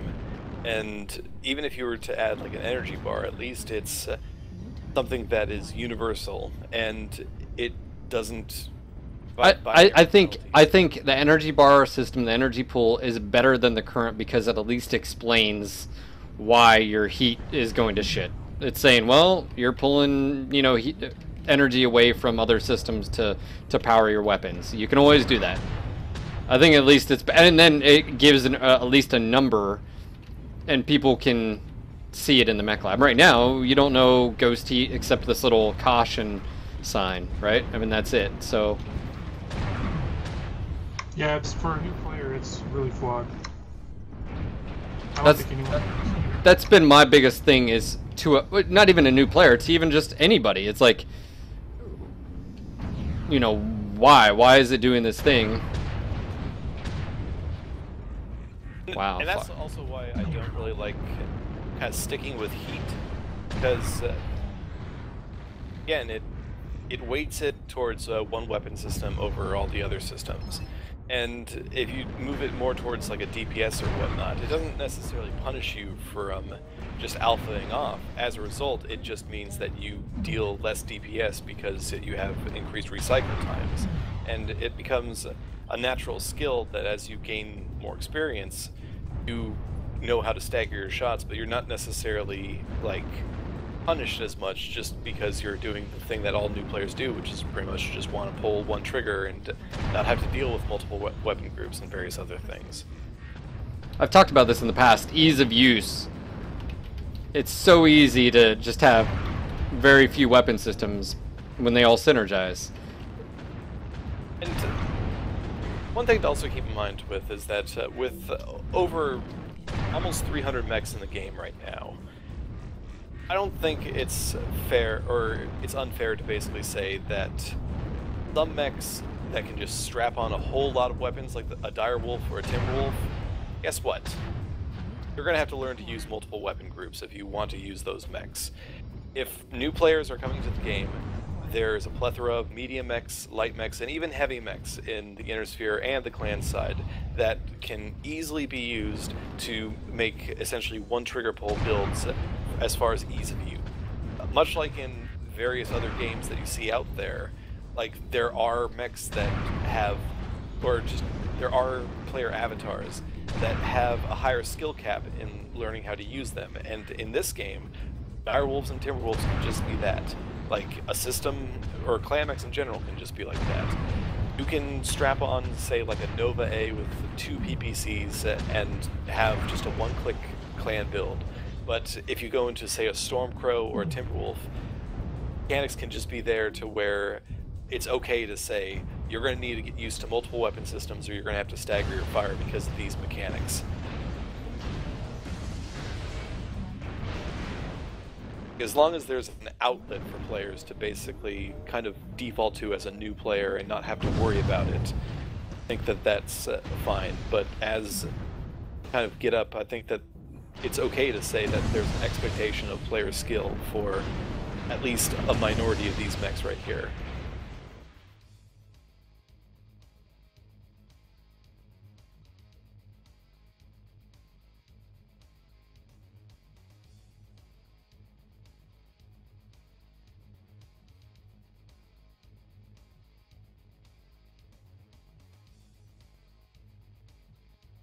The only yeah, we had 2 clan mechs on our team, both 517, 577. They had 1, 2, 3, 4, 5, 444, 180, 1024, and he was running just laser vomit. Ah.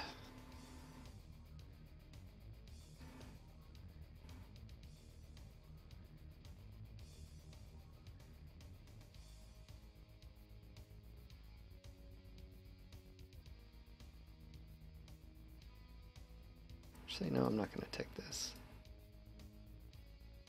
Take. This time I waited so we can sync up. Kept falling out of sync.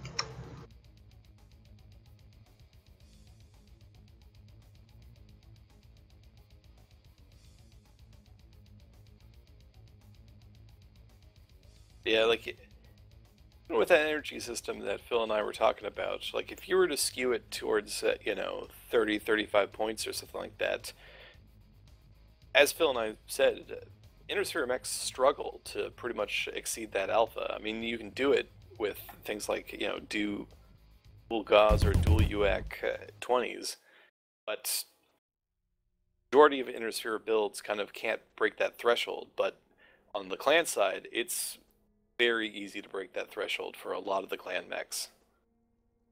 Well, and then you also have the sustainability of those mechs to be able to do it, not just once, twice, 3, 4 times.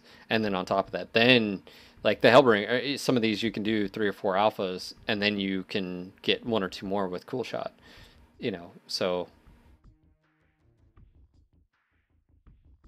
thank you for following the channel, Cornet. Get that, you can usually default back to the gauze rifle because it's so easy to kind of put a gauze rifle on clan mechs.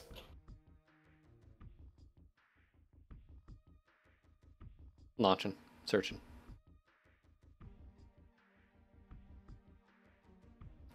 Torgato, yeah, it's I think it's because of how many mechs I have. It's like the more mechs you have, the longer it takes to save.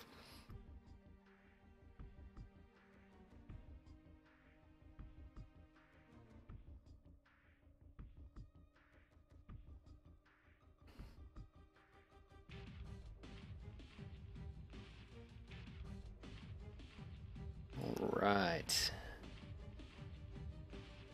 Just want to say talking about the locust in the chat. Don't forget, guys, if you're on over at NGNG TV, make sure to head over to my channel, twitch.tv/Sean Lang. I am not watching the other chat. I have to switch tabs. So if you're over there, I think Fireblood just said something. Make sure to head over to my channel and ask questions. And I am on my personal channel. I told you guys I was going to stream more on here, and I am doing so. Thank you guys for your support. Giving some new follows to the channel. And of course, I do have my own Twitter. I'm using that as well. So during the daytimes, I'm on NGNG TV. And at night, I do play other games. Probably not tonight, because PTS. I think that takes precedent. I want to do a stream of FTL. That's a fun game. It's a hard game. All the Infotech quirks that were in the first PTS, are those... Everything's still on the table. Yes, no, everything is still on the table. I think, from my understanding of being semi on the inside, guys, is that this is just the first. There's going to be PTS 3. There's going to be additions to PTS 3. Paul was talking about the signal strength, and it may include movement quirks or structure or armor, stuff like that, protection stuff. And then other little things like... it's just 1 PTS, and this is the changes 2, and then there also may be adjustments to the stuff that's going on right now. You know, do any of the mechs need sensor increase or decrease, or does ECM need a longer or shorter delay? You know, one of the things we were talking about earlier, Spiral, is does it reset every single time you don't get locked on? Is it cooldown? You know, stuff like that. Yeah, everyone has 2 billion C-bills on PTS. Yes, you start with 2 billion C-bills on PTS, 2 million XP, 2 million GXP, and 2 million MC. I definitely made sure to ask about that. I was like, hey, can we make sure everyone... Because that was one of the problems last time. People didn't have enough to buy stuff and experiment. OP FTL? No, I actually really enjoy it, man. You talk about RNG factor, but it's a fun game, man. I love roguelikes. Yeah. It's like my first one, too, so... Oh, really? Yeah. I always think someone should make a Battletech sort of one. I think it'd be awesome. I'm a nerd like that, though. Like, a Battletech roguelike with a mercenary campaign would be pretty awesome. That's what I'm looking forward to. Speaking of Kickstarter, let's see, where are we at? Oh, wow, okay. We're at 1,742,955 plus the 42,000. So we are literally a few thousand away from 1.8 million, guys, for the Battletech Kickstarter. Yeah. Heck yeah. We'll get there by the time we wake up tomorrow morning. OP, that's the only game that has made me destroy a desk. FTL? Yeah, apparently.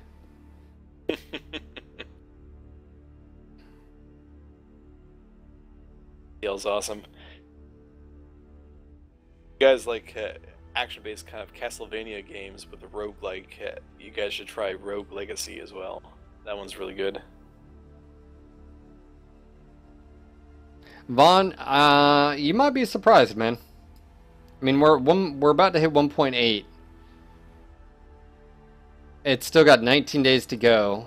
I think if you check, normally there's also a surge at the end. There's a lot of people that may upgrade their packages at the end to try to, you know, get that 2.5 as well. But I'm interested in the 1.85 stage 3 and then the sub goals for stage 3. And it might be enough to incentivize people going, you know, to 2.5. So I don't know. Might just upgrade for that latest TRO, like the digital TRO. Oh yeah, that just came out yet. The update today. Yeah. That's a good deal. I have all of them already digital. I have every single one. I've got them in physical copy, but I don't have them in digital copy. I've got them in both. So.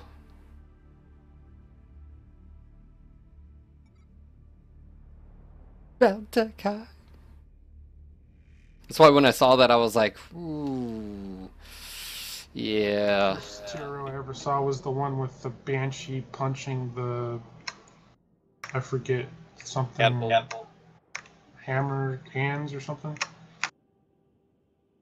Oh, the guillotine? Guillotine, yeah.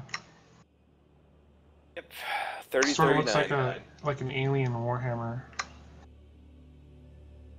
One of the weirder Star League designs. It's a 75 tenor.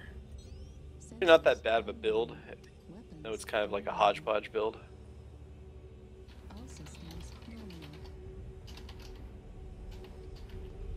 I think it's 4 medium lasers, a large laser, and an SRM-6 stock. What's going on, guys? With speed and some jump jets.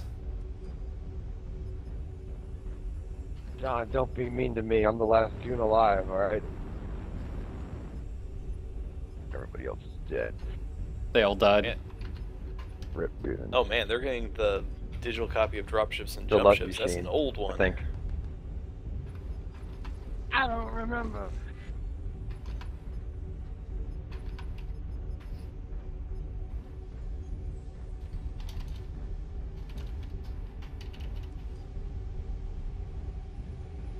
John. Yeah, it's the Irish. John. It's the Irish spelling. It's the correct spelling. Like Sean Connery. I didn't know you were Irish. And German, and a bunch of other stuff. Targato!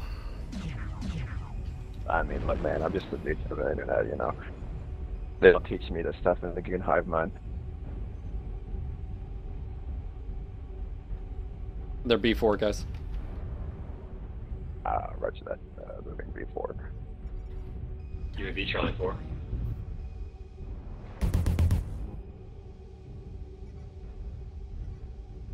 It's late. I better get going. What? What time is it? Oh shit, it's already 1. Time flies So, when you're... Sean, what cool stuff are you gonna do for the commando? It's gonna be the best mech ever, right? Okay, well, Totes, good man. night, guys. See you, dude. Ah, I wonder if I'm gonna want like advanced sensor and target decay on a lot more mechs. Yep. Wouldn't be surprised. I see you, Solitude. Out there on your little island.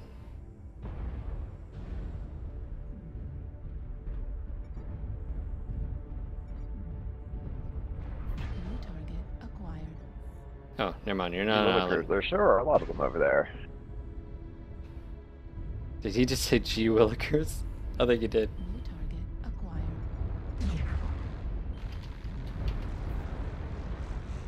Bear Pig, thank you very much. You were shooting me. I don't like to be shot. New target acquired.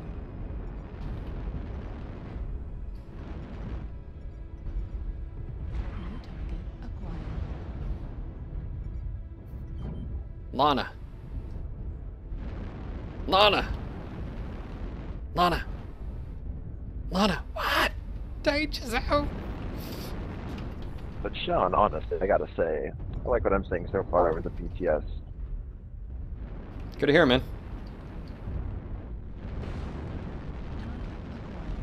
Hey, you just heard it here. Form the other goon. A goon swarm We'll just see if they said kill he's me or enjoyed. Yeah, are you guys hearing this? A goon is saying he's liking this. Goon swarm. You survived the shit's creek! Yeah! Do you still get hit confirmation on an airstrike? I don't know. It's a good question. It might have been an inadvertent oversight. At 25%. New target acquired.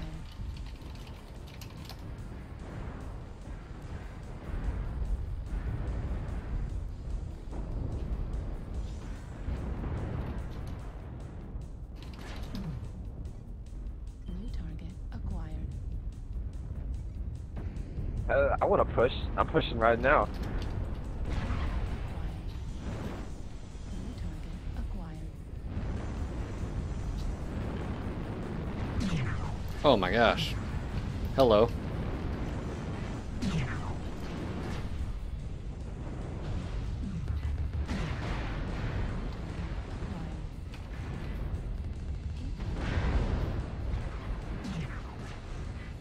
New target acquired.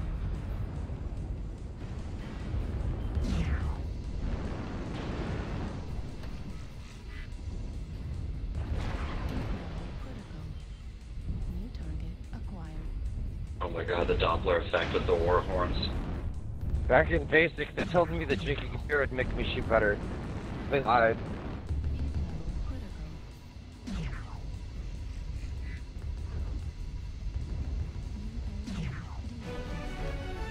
Dun dun dun dun!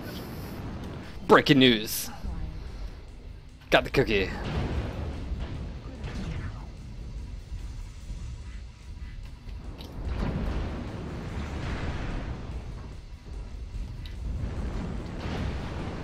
I just can't keep up against that.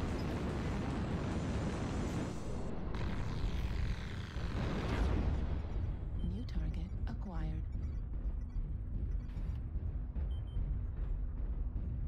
Warning, incoming missile. God almighty, man. Warning, incoming tell you that information, like them being able to lock onto you and see you, that definitely. Oh wow, that was a horrible miss. Come on, Phil.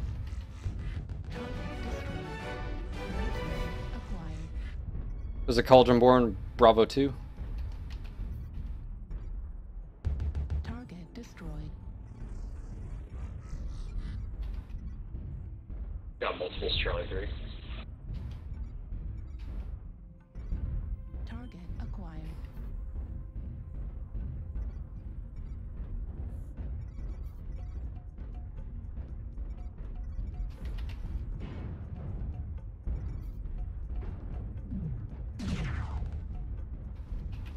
Target destroyed.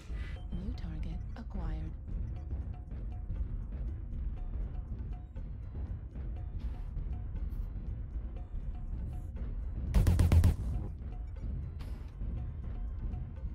Target acquired. Gosh. You're out there with your dual peep. Bravo 3. New target acquired.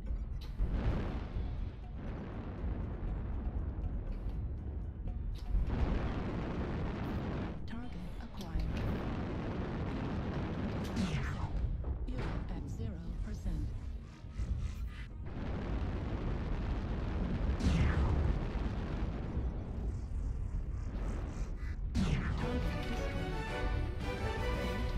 Acquired. You're still alive down there.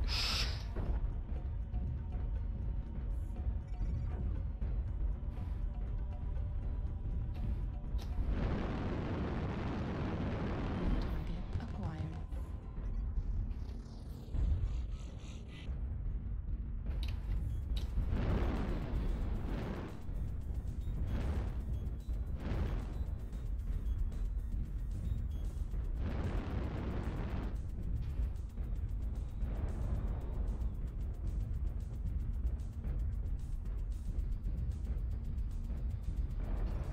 Target acquired.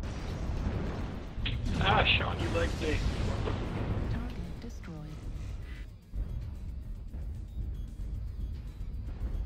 Target acquired.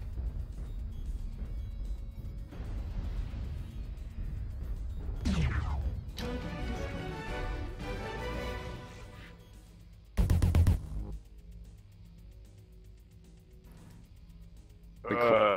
We coordinated push with text and push C4. Okay, go. You guys like matches. That's right. Look at that. 800. 800, 800. And you know, this again highlights. Obviously, we're not in a controlled group, so we don't know skill level wise as far as everyone. But it's one of those where, generally speaking, look at the highest scoring mechs: Timberwolf, obviously Grasshopper, Clan. I mean, you see what I'm saying? Like, I think you'll clearly see the outliers without weapon quirks being on the table for both sides, because you did have weapon quirks for even Clan. And so that to me is just, it's a good system to just say, okay, where are their issues?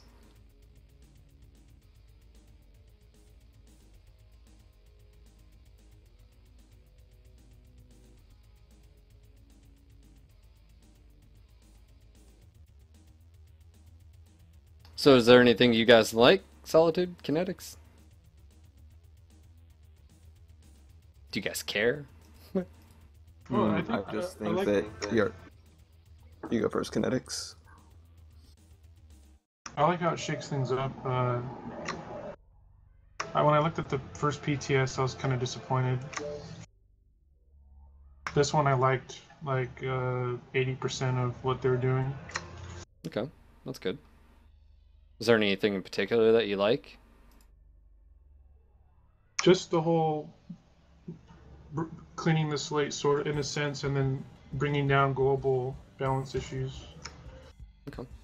I'm only trying to guess what they're up to, but I'm guessing they're gonna try to globally fix stuff and then use quirks to patch smaller issues. What are things that you don't like?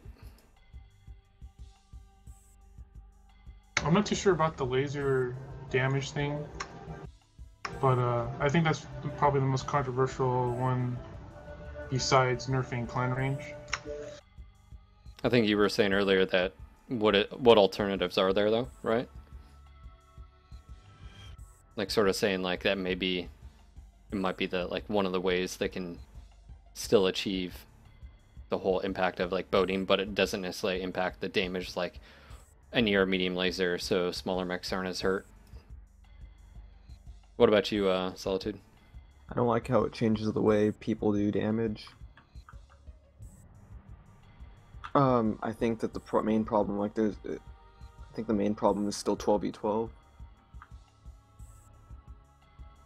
They're just talking about just damage output on both sides.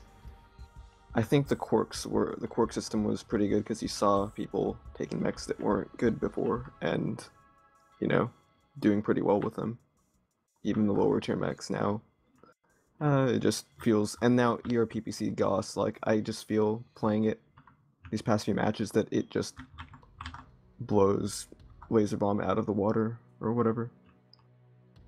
I'd have to say it would be interesting to see two top teams hop in private match and actually test that out. You know, because I don't know how big of a difference. I'm questioning that, not saying you're wrong. I'm just saying, like, in the grand scheme of things, if this was on production and you were going against, you know, equally skilled players, would that actually be the case? So I don't know. I guess that's the...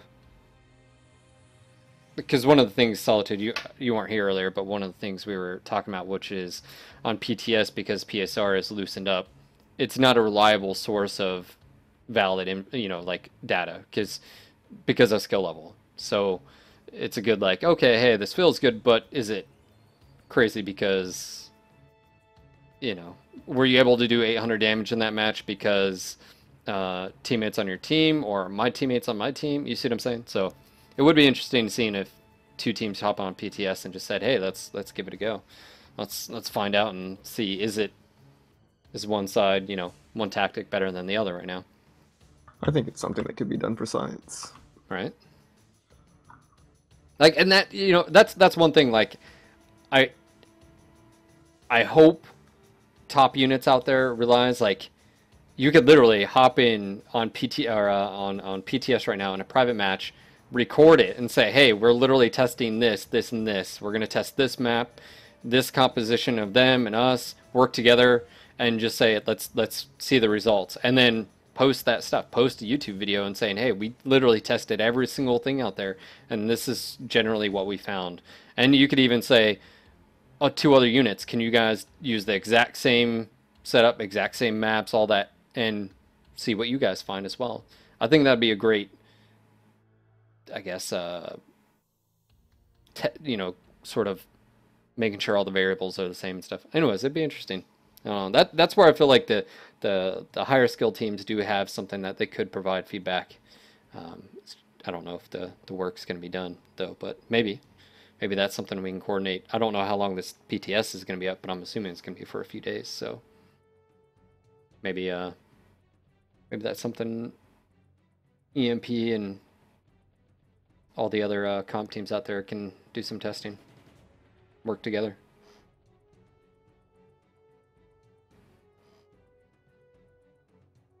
I know it's a lot of work, Corna. I'm just saying, like, that is that's something that you guys could do, you know.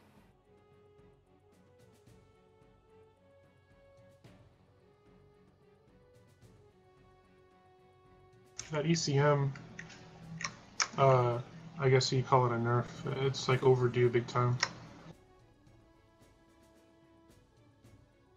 Yeah, that combined with what Paul was saying earlier in Gippy's chat, the signal strength, I think that could be used to where, you know, not every single ECM mech is equal, but potentially some mechs, you know, take longer to lock on.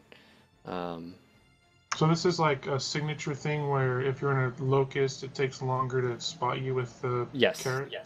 But then I think from my understanding of it is that it's quirkable. So for instance, you can target individual mechs that are really strong So the Timby or a Hellbringer, Cauldronborn, or Direwolf may just have just big sensor strength, right? Because they're really powerful or something like that.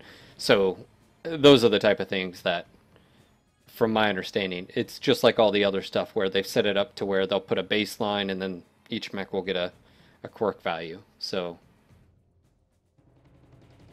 going back to the quirks, like on the live build, like one of the problems that I don't see a way around to fix is like if you look at like the dragon, if you're going to take AC5s, you basically look to the dragon. Like you wouldn't take a 4X because it's completely obsolete. Or maybe if you don't want to use a dragon, you'd use a Jaeger with triple UX. But like, so it kind of like it sort of like it put the weapon to the mech too much. are you saying that the weapon specifics have sort of... Yeah, like when you have a 50% cooldown quirk. Oh yeah, it's absurd. Oh yeah. Like it warps the weapon relationship too much. Oh yeah. Like it was patching some of the power gap, but on the other hand, it was making other problems. No, I totally agree. I think what it's led to is the fact of a mech comes out and it's compared to other mechs, right? And it's not unique because of its protection or mobility or other attributes outside that. It's just, well, Black Knight comes out. It's being compared to the Grasshopper that has better quirks and the Thunderbolt that has better quirks. So what's the point of Black Knight? And that's one thing I will say is I have no problem with weapon quirks in moderation and being very careful in where they're targeted. And it should also be an emphasis on other attributes of the mechs. Like, what about XL, DXL? What about torso yaw rate, by the way, is huge. Also, I think that we're going to see a skill value change, not a weary work. I did not say that. I said a skill value change as far as the values are concerned on PTS 3. I do believe that's a thing. I need to confirm that with Paul. But what does that mean? You're no longer going to see 45-50% difference between basics and elites, which is big because the problem with it is a player coming in here, even a newer player, the difference performance from a mech that's basic or non-basic to elite is yin and yang. So I think there's some changes. I don't know about Pinpoint. I don't know if that's being replaced. I would assume it's about time it does, considering it's literally a useless thing that's been there. I know a lot of people are like, oh, I just wish they'd replace the whole thing. I'm in agreement, but those factors still are what make mechs their performance. So, you know, it's one of those where... So I think that is a thing coming down the road. But, like... And we're talking about changing Pinpoint to component health at one point, but I guess they backed out. Yeah, I don't know. I'm gonna head off, guys. I don't know if you remember that. See, Solitude. See ya. Later.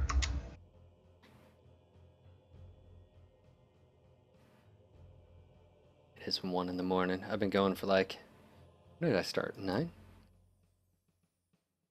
Yeah, I did. I started at 9. So what is that? 5 hours. Psycho Smurf, have I ever thought about playing Smite? I actually have never played Smite. Darren has. I know he enjoyed it, but I never played it.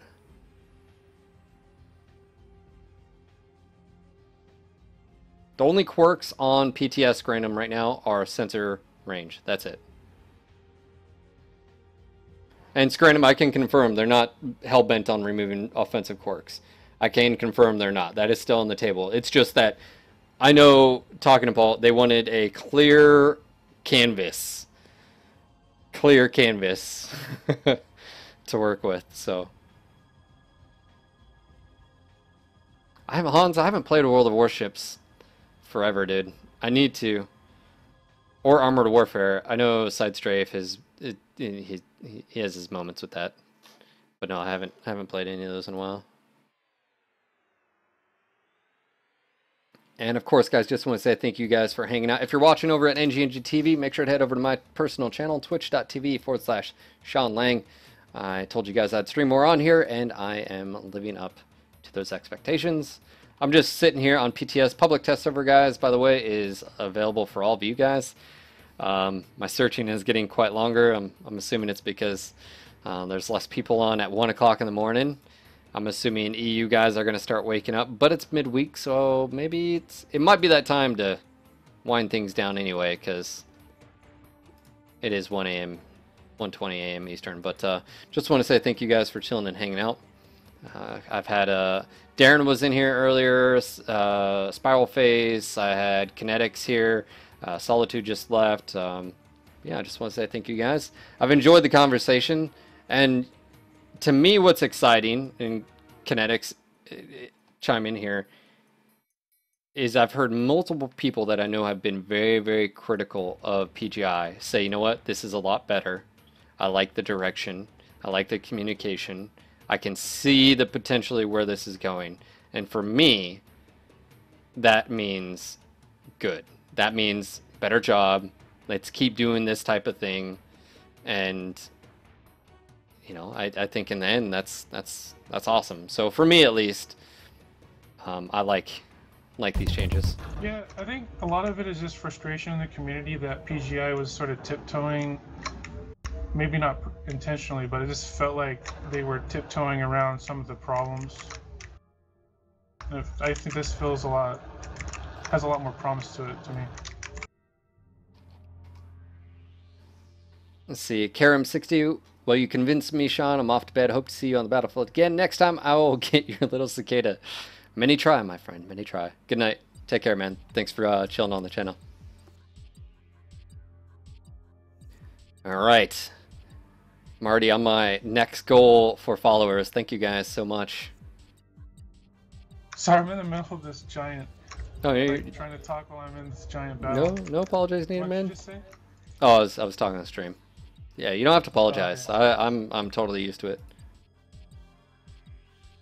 Oh, I thought you stopped streaming. No, I'm I guess still I didn't going. hear you. No, I'm still searching, so yeah.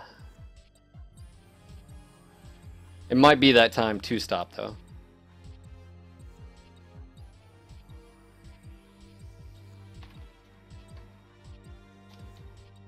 There's also a lot of there was too much belief in what the quirk system can do. Everyone thought it was the way to go. Even way back, I thought it was, and it just wasn't up to it. Well, to be fair, I think that the first sort of direction the Quirks took were offensive, and then it just kept escalating. And what that led to was, yeah, it brought some IS mechs up to snuff, but then what did it cause? It caused the same thing what you're just talking about is, why would you ever take the Cataphract 4X when you take a Dragon, or you can take this other mech that just does it way much better? Instead of it being, oh, well, I took the Dragon for mobility and protection. It's a freaking tank and it's fast. You know, not to mention other aspects. I mean, and that's where I think a weapon quirk here or there is fine. Like, to distinguish, oh, that one has, you know, its laser duration is slightly less. The problem is when you get into giving, like, the current Thunderbolt has, here, let me toss out the 5SS, has, and this is just an example, it used to be even worse, it has 15% heat gen, negative heat gen. Well, you stack that on top of the fact of now it also has 50% medium pulse laser range. Like, it would be fine if it had the range, maybe not that much, obviously, but none of the heat gen and the cooldown. You know, and maybe the Thunderbolts are just tankier altogether, and that's an attribute of just the Thunderbolts, right? They're biggish and stuff like that. But and it does. One of the problems with this general sort of discussion is how many mechs are in the game, and trying to make chassis diversity, you know, chassis diversity, and then variant diversity on top of that. It's a very big thing to do, and I think a lot of people sometimes just gloss over it. But yes, fixing the core systems, fixing the imbalances of movement, fixing the imbalances, the heat capacity, heat dissipation, fixing the imbalances of just the weapons themselves, the tech. Indo and Pharaoh, is there any trade-off for IS, or is it is what it is? What about Clan XL survivability compared to IS? What about crits? What about, I mean, there's a lot of things that can still be touched on, and I'm excited just for the fact of we're seeing right now changes to systems that haven't been altered since closed beta. So, to me, that's good. I'm still searching for a match. Oh, I am too. it's getting late. It's 1:25. Been over 5 minutes searching. We'll give it a few more minutes. But anyways, guys, it is getting late, so just want to say thank you again for chilling and hanging out. Oh man. So thinking about like how this will affect CW. Like, do I have to go through and like look at all our drop decks and redo them all? Maybe not all of them, but Yeah, it could potentially be a big change. Actually, that one CW is going to be a topic I'm going to talk about on another a podcast. I was hoping to do it this week, maybe tomorrow, maybe this weekend with Darren, but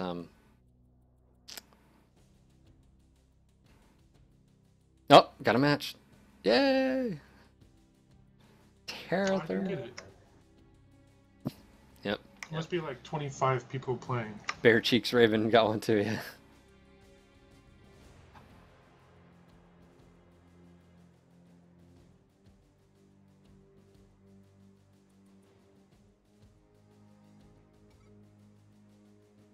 One thing in CW, like whenever we saw people bring Lerms, it was sort of like a joke. Especially considering when Mercstar played for clans, we had a ton of Hellbringers. I guess now you can't just rely on ECM to totally counter LRMs.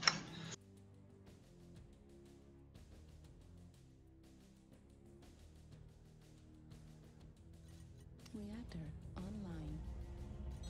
Sensors online. Weapons online. All systems nominal.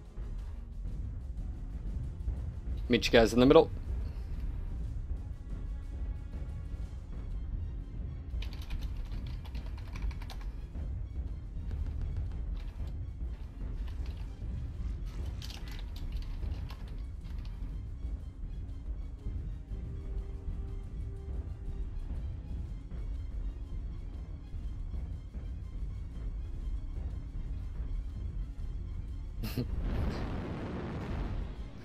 Who watches when they play? A lot of people.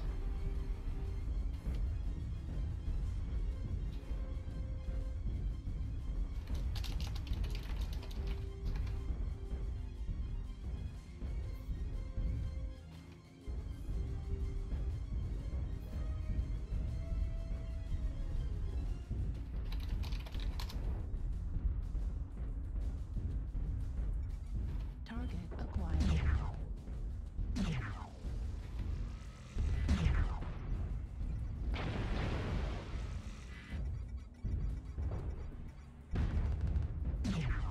Oh my god, that poor bastard.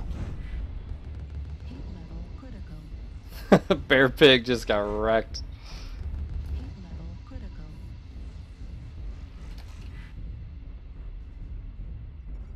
Don't be sorry. Don't be sorry, though. Nah. He got stuck on geometry, I think, so. Oh my god. What are you... What...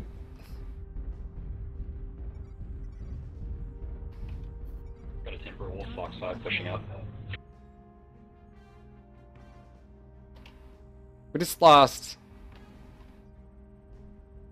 What just happened? New target acquired.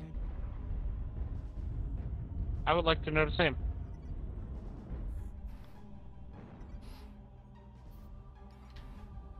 New target acquired. Just let him push in, they got the number advantage. They've also got the weight.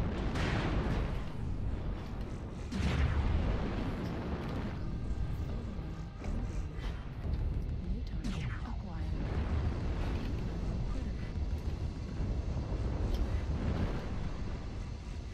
New target acquired. Torso.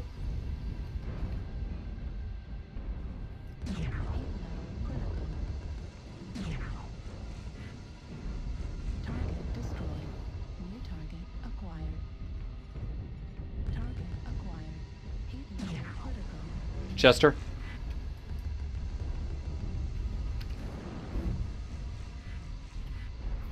Heat level critical. New target acquired.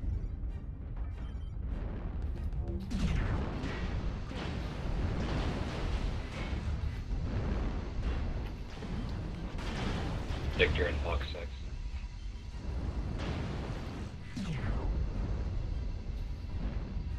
Heat level critical.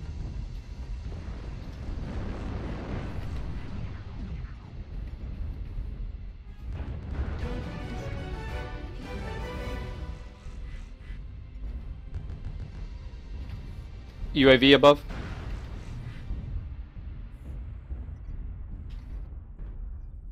Warning, incoming missile. Enemy UAV. New target acquired. Target destroyed. New target acquired.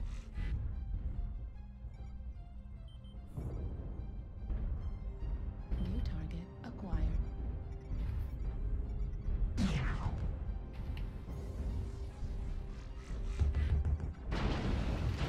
Ah, here they come. Damn it. Acquired. Target destroyed.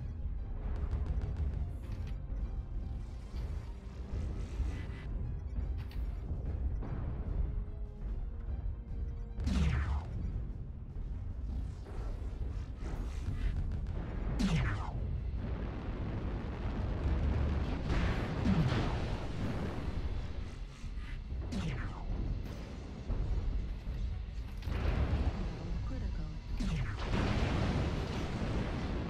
Laser destroyed. Large pulse laser destroyed.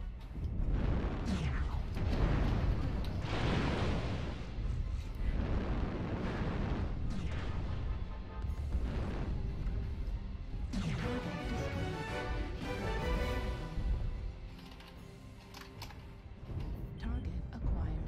New target acquired. Heat level critical. New target acquired. Heat level critical. Come on, Phil, use some strikes. I don't use strikes. They're overrated. New target acquired.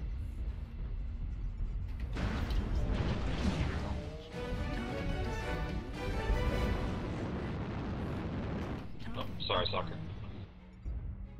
New target acquired. Bravo, bravo, bravo. That torso, he's XL. New target acquired. Target destroyed.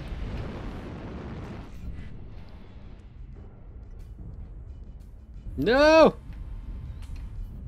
I am hurt too.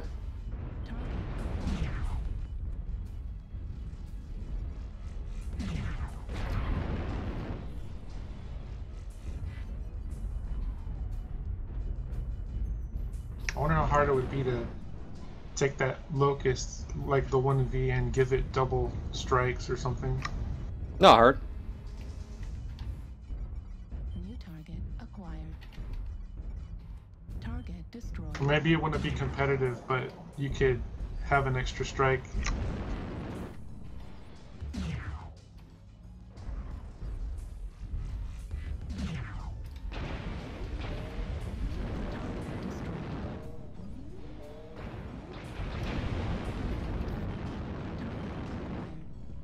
Fuel at 25%. This is like the closest match I've ever had. Actually, well, I can't say it was closest, but it's pretty damn close. What's left? Is it the Shadow Cat? Yeah. Whew. I swear, Sean, if the guy you said sorry to kills you. Ooh, Bear? Yeah. Right? It would be him, right? Target acquired.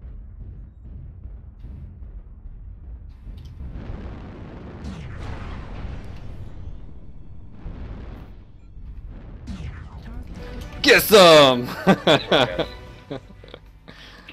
comeback. That was a good comeback. Probably. Oh yeah, XL Grasshopper. That was an XL Grasshopper too.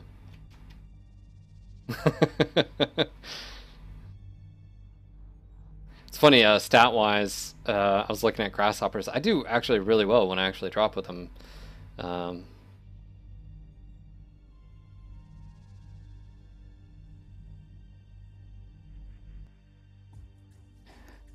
Bear Pig! You almost stabbed me, bro.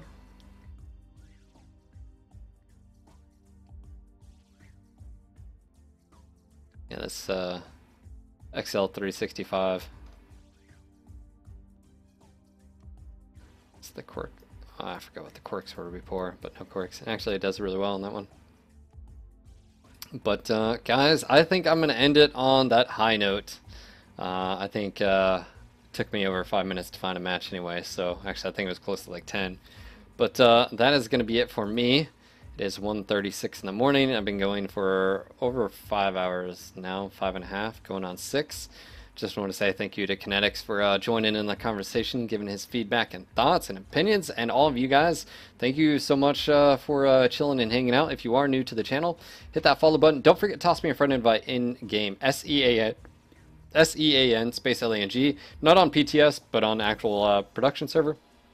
And if you are new, maybe hit that follow button. I've got some links down below, Twitter, Facebook, and stuff. I'll do a little bit better job of using my Twitter like I have been, and with Facebook as well. But yeah, I just want to say thank you again, guys. And at the end of my stream, I always say if you want to support me directly, I've got an Amazon wish list. It's down below. I'll link it in the chat. And the tip thing. The tip thing is there. Anytime you guys donate, I will run a build, or not a build, a variant of your choosing. So that's, I'm sure that'll be abused by you guys, but we'll see. But that's what's going to happen. If you do send a tip, include a variant of a mech, and I will run it. I get to choose the loadout, but you get to choose the variant. But anyways, guys, that's going to be it for me tonight. It's been a good time on PTS. I'll be back tomorrow afternoon, evening as well. But that's going to be it. So anyways, let's see. Who can we go raid? I don't know if anybody I know is streaming right now. Yeah, there's no one streaming. It's like no one. Holy crap. There's like 2, and I don't know who those guys are. I have no idea. But, so, it's going to be it. Anyways, guys, take care. Have a good night, morning, wherever you are. I'm going to go eat some food, watch some TV, and then go to sleep. Until next time, Mech Warriors. Peace. Again, thank you for hanging out, Kinetics. Yeah, no problem. I'll see you later, man. Yeah, later.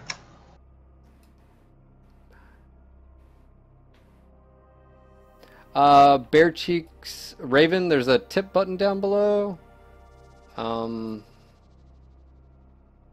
Does it, should go to my thing. I haven't had anybody test it. I guess I need to actually put a link too, don't I? Yeah, let me fix that.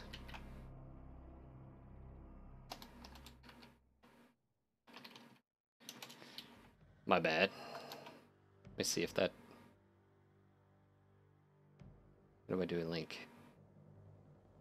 Oh yeah, that's how. No momento.